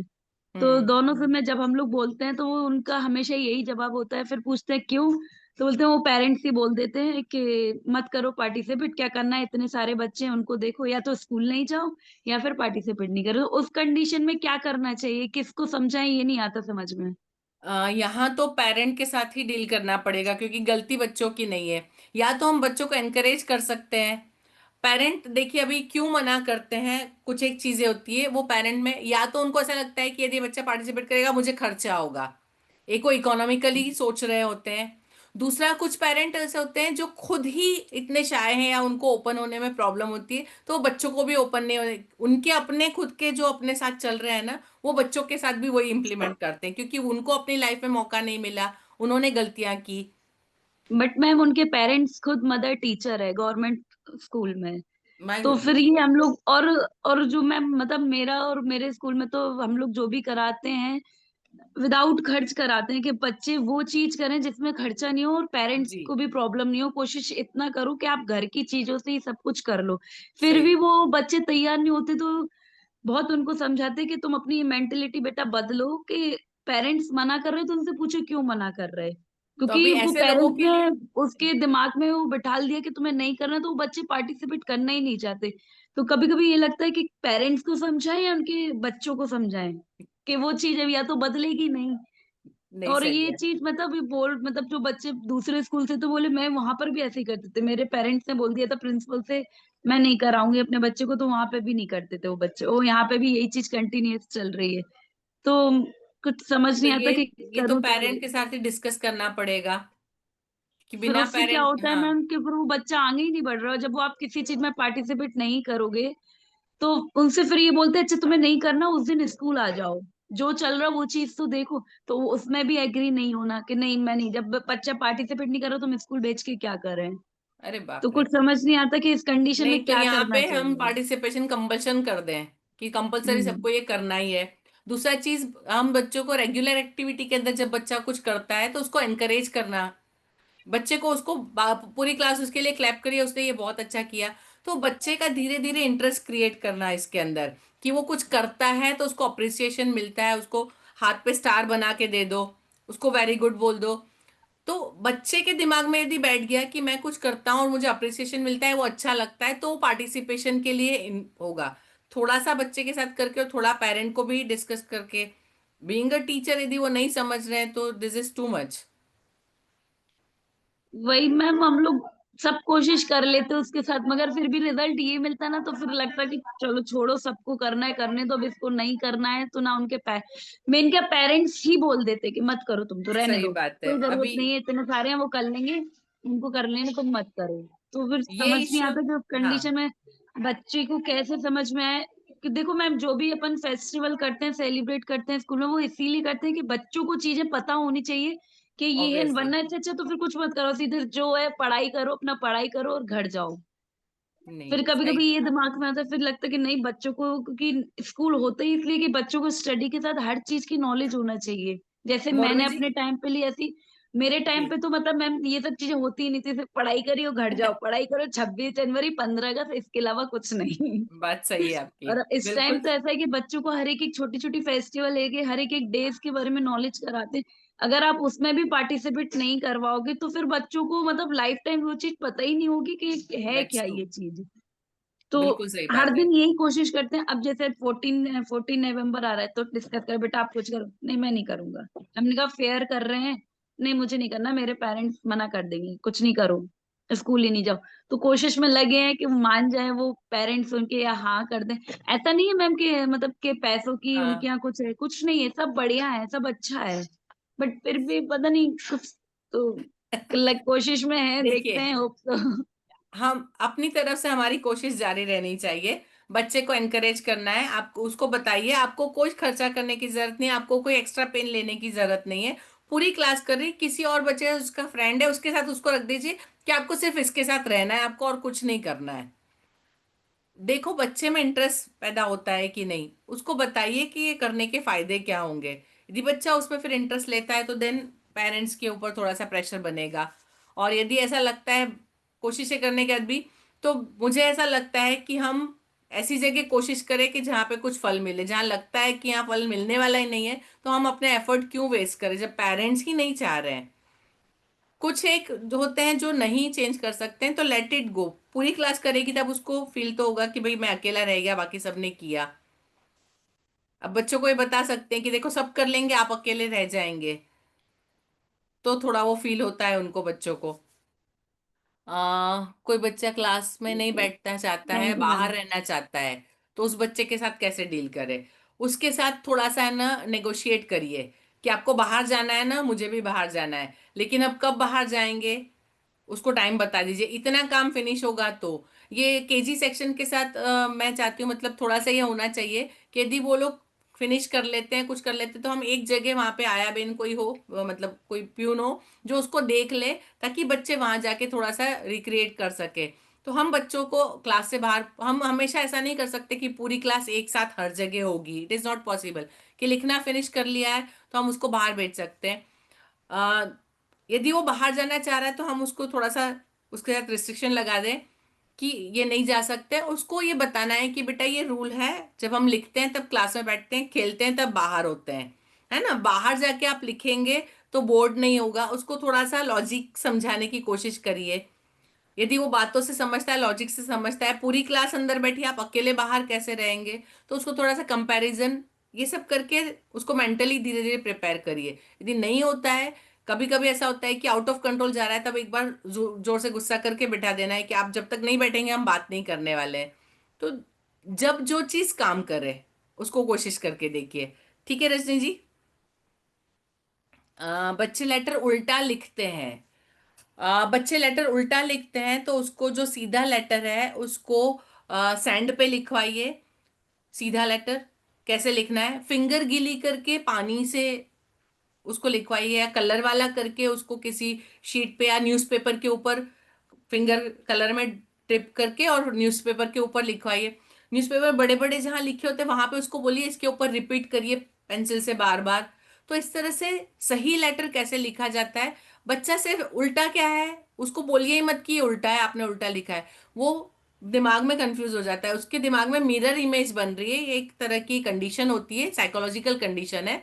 उससे बाहर निकलना है तो उसको बताइए मत कि ये उल्टा है, ये गलत है, ये ऐसा है जो सही है, सिर्फ वो बताइए। और उसकी प्रैक्टिस मैक्सिमम कैसे हो सकती है अलग अलग जगह पे, सैंड के अंदर फिंगर से, न्यूज़पेपर के ऊपर जहां ऑलरेडी लिखा हुआ है उसके ऊपर रिपीटेशन करके, है ना। या जैसे बी और डी में करता है गलती, तो आप उसको बताइए बी पहले आता है ना, डी सी के बाद आता है, तो जब हम सी लिखेंगे और डंडा करेंगे तो वो डी है। तो वो ऐसे कुछ एक मतलब तरीके होते हैं। जी सुषमा जी। मैडम ये वो बच्चे से तो मैं परेशान इतना हूँ कि वो मतलब उसको मैं बार बार बता रही इसके बाद भी वो नहीं कर रहा है। उसको बहुत सारे रिपीटेशन की जरूरत पड़ेगी। उसके क्या होता है, बच्चों के दिमाग में पिक्चर एक बैठ जाता है, वो पिक्चर मिरर इमेज में थी, वो बैठ गया है, तो उसको हटाना मुश्किल है। तो उसके ऊपर हमको ओवरराइट करना पड़ेगा कि उसको जो राइट लेटर है वो बहुत सारी बार लिखवाया जाए। बहुत सारी बार पहले के जमाने में पता है स्लेट के ऊपर उसी के ऊपर बार बार लिखते थे। तो वो जो रीराइट वर्क होता है ना, वो ही जी जी। उसको ठीक करेगा। उसको बोर्ड पे लिख दीजिए, उसको बोलिए इसके ऊपर 50 बार लिखिए, let him right 50 time on the same that. तो वो सही लेटर लिख लेगा। जब वो बहुत सारी बार रिवाइज होगा ना, तो वो पुरानी इमेज दिमाग से निकल जाएगी। नहीं मैडम क्या है जैसे मैं उसको करो तो कंटिन्यू कुछ दिन कंटिन्यू करेगा फिर वो बाद में रिपीट फिर वही आ जाता है उसका प्रॉब्लम उसके साथ ये है। ओके, कोशिश करके देखिए आप। और थोड़ा दिन बाद इस प्रोसेस को रिपीट करते रहिए। जैसे ओके। आज उसने सीख लिया, आपको लगता है आप सीख लिया, थोड़ा भूलने वाला है, लगता है टाइम हो, फिर से उसको रिपीट करवा लीजिए। क्योंकि हमारे जो ब्रेन की एबिलिटी है ना, हम लोगों की समझ के बाहर है। बहुत कुछ सीख सकते हैं, बहुत कुछ प्रैक्टिस दी जा सकती है। तो कोशिश करिए। आ,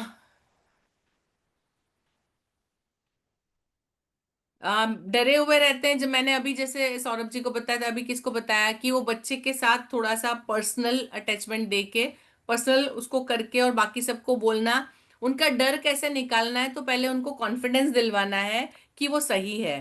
वो सही है का कॉन्फिडेंस दिलवाने के लिए हमको कुछ एक्टिविटी, कुछ चीजें उनको इजी देनी पड़ेगी, कुछ काम इजी देने पड़ेंगे।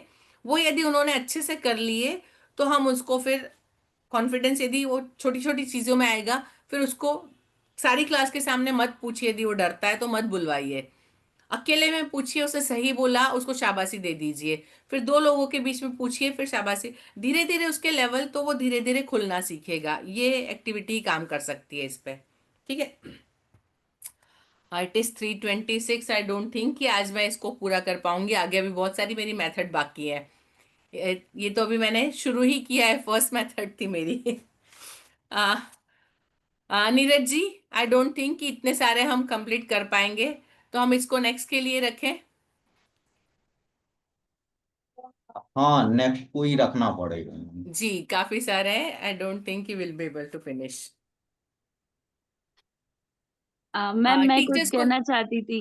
जी जी, एक्चुअली मौलवी जी। आप इतने अच्छे से मतलब हम लोग को पढ़ाते हो ना कि हम लोग के माइंड में इतने टॉपिक्स रहते, जैसे से आप टॉपिक पढ़ाते हैं ना तो इतने क्वेश्चन आ जाते हैं ना कि मैम ने, क्योंकि ये टॉप जो आपने टॉपिक लिया वो उससे क्वेश्चन इतने घूमते रहते हैं माइंड में कि अब ऐसे करने से क्या करेंगे। फिर जब आप बढ़ाती हो, जब चीज आती है तो ये लगता है कि जल्दी जल्दी मैम से पूछ ले कि अब क्या करना, अब क्या करना। नहीं नहीं, बिल्कुल सही है। मैंने कहा ना, आज का टॉपिक ही ऐसा है। ये हाँ। ऑब्जर्वेशन, मैं खुद भी, मैं लिटरली मैं 2 दिन से इस ऑब्जर्वेशन टॉपिक पे ही चीजें इकट्ठी कर रही हूँ। मैंने जितने आपको एग्जांपल दिए, आई हैव रिटन एवरीथिंग। मैं जब ये ऑब्जर्वेशन आया ना, मतलब कि मैं कैसे बताऊंगी, तो किस चीज का ऑब्जर्वेशन, तो मुझे 2 दिन लग गए इसको सब्जेक्ट वाइज अरेंज करने में। एट लास्ट मैं इस कंक्लूजन पे, मैंने बहुत सारी चीजें रफली लिख ली कि हम क्या क्या चीजें ऑब्जर्व करते हैं। फिर मैंने उन सारे को सॉर्ट आउट किया, then I sorted out it as subject. मुझे लगा कि सब्जेक्ट वाइज यदि मैं करके इसको क्लियर करूंगी तो मैं आपको बेटर समझा सकती हूँ। तो मतलब मुझे इस एक टॉपिक को, लिटरली इस एक टॉपिक को मैंने 2 दिन दिए हैं पूरा आपके लिए समराइज करने में, कि मैं आपको कैसे एक्सप्लेन करूंगी। I hope I was able to do it properly. Yes ma'am, क्योंकि मैम ऑब्जर्व, अगर आपने किसी बच्चे को ऑब्जर्व कर लिया तो मतलब आपने उसको पूरा समझ लिया कि वो जी बच्चा है कैसा। वरना आप अगर नहीं कर पाए तो फिर आपको पूरा टाइम निकल जाएगा, आप उसको आप ऑब्जर्व कर ही नहीं पाओगे कि वो जी, है कैसा और उसको कैसे पढ़ना है कैसे कैसे करना नहीं है। पढ़ना, सारी हाँ, चीजें बहुत इंपॉर्टेंट है ये चीज। प्रॉब्लम के सॉल्यूशन नहीं मिलेंगे जब तक आपका हाँ, ऑब्जर्वेशन नहीं होगा। नहीं हो पाएगा। तो आई होप रूब्रिक सबको क्लियर है और ऑब्जर्वेशन सबको क्लियर है। यस मैम बहुत किसी अच्छे से समझाया मैम आपने। कोई डाउट या कोई क्वेश्चन, कहीं पे कोई चीज ऐसा लगा है आपको कुछ? Is no there ma'am. Anything? No sure? Ma'am. Yes yes ma'am. Ma'am. कोई कुछ कहना चाहता है ऑब्जर्वेशन में, आपकी तरफ से कुछ ऐड करना चाहते हैं आप? No ma'am. मैम हम लोगों से ज्यादा आपका ऑब्जर्वेशन बहुत अच्छे है, तो हम लोग के पास कुछ है ही नहीं है। नहीं नहीं, ऐसा नहीं है। क्योंकि आपने एक्चुअली अपनी मैं सारी आप चीजें रख लोग दी ना कि हम लोग के पास खत्म हो गई। नहीं नहीं नहीं, मैं आप लोगों के जो मैसेजेस पढ़ती हूँ मैं जवाब नहीं दे पाती हूँ, क्योंकि बहुत सारा मेरे पास मतलब इतना टाइम मैं पढ़ लेती हूँ, रिस्पॉन्स करने के लिए टाइम नहीं है मेरे पास। लेकिन आप लोग जो करते हैं, मैंने इवन आज भी पढ़े हैं कि आप लोग क्लास में किस तरह से गेम्स कर रहे हैं, किस तरह से उनको हैंडल कर रहे हैं। बहुत कुछ आप लोगों से भी मैं सीखती हूँ। आई गो थ्रू ऑल मैसेज, पर मैं जवाब नहीं दे पाती हूँ, इसलिए सॉरी। बट आप लोग भी काफी कुछ अपनी क्लास में बहुत सारी अच्छी अच्छी एक्सपेरिमेंट करते हैं। यस जी नीरज जी।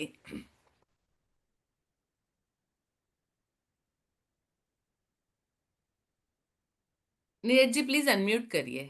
Sorry sorry. जी बहुत बहुत धन्यवाद मैम, और हमारे सभी नर्सरी टू सेकंड ग्रुप से जुड़े शिक्षक प्रशिक्षणार्थियों का, क्योंकि आज का जो सत्र था आकलन और मूल्यांकन, बहुत ही एक प्रकार से मानिए कि ये गहराई वाला टॉपिक था। तो जहां हम अभी पूरा कवर नहीं कर पाए हैं, आधा हम अगले सत्र के लिए रखते हैं। तो जो हमने प्रथम सत्र में आज जो कुछ भी सीखा है, उसको अपने प्रैक्टिस वे में जरूर लाएं। और जो आज की जो यूट्यूब लिंक है, उसका अवलोकन आप जरूर से करें, ताकि जो हमारा अगला क्रम होगा इसी श्रृंखला का, तो उसमें आपको समझने में किसी प्रकार की असुविधा ना हो। इस बात का आप सभी ध्यान रखें।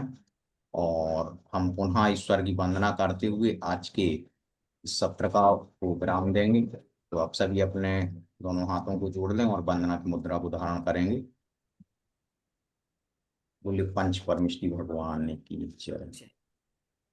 मैत्री भाव जगत में मेरा सब जीवों से नित्य रहे, दीन दुखी जीवों पर मेरी और से करुणा स्रोत बहे।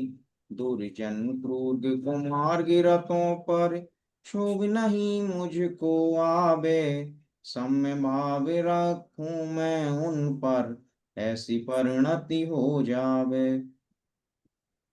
इन्हीं मंगल पंक्तियों के वाचन के साथ आज के सत्र को यहीं पे विराम देते हैं। पुनः आपके मंगल दिवस की कामना के साथ बहुत बहुत धन्यवाद। जय जनन। नमस्कार। Thank you sir, thank you ma'am.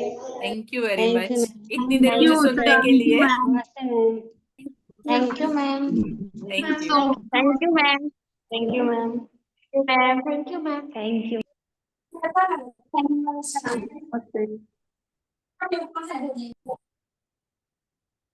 Thank you ma'am. Thank you. Thank you so much ma'am. जय जिनेन्द्र मैम। जय जिनेन्द्र।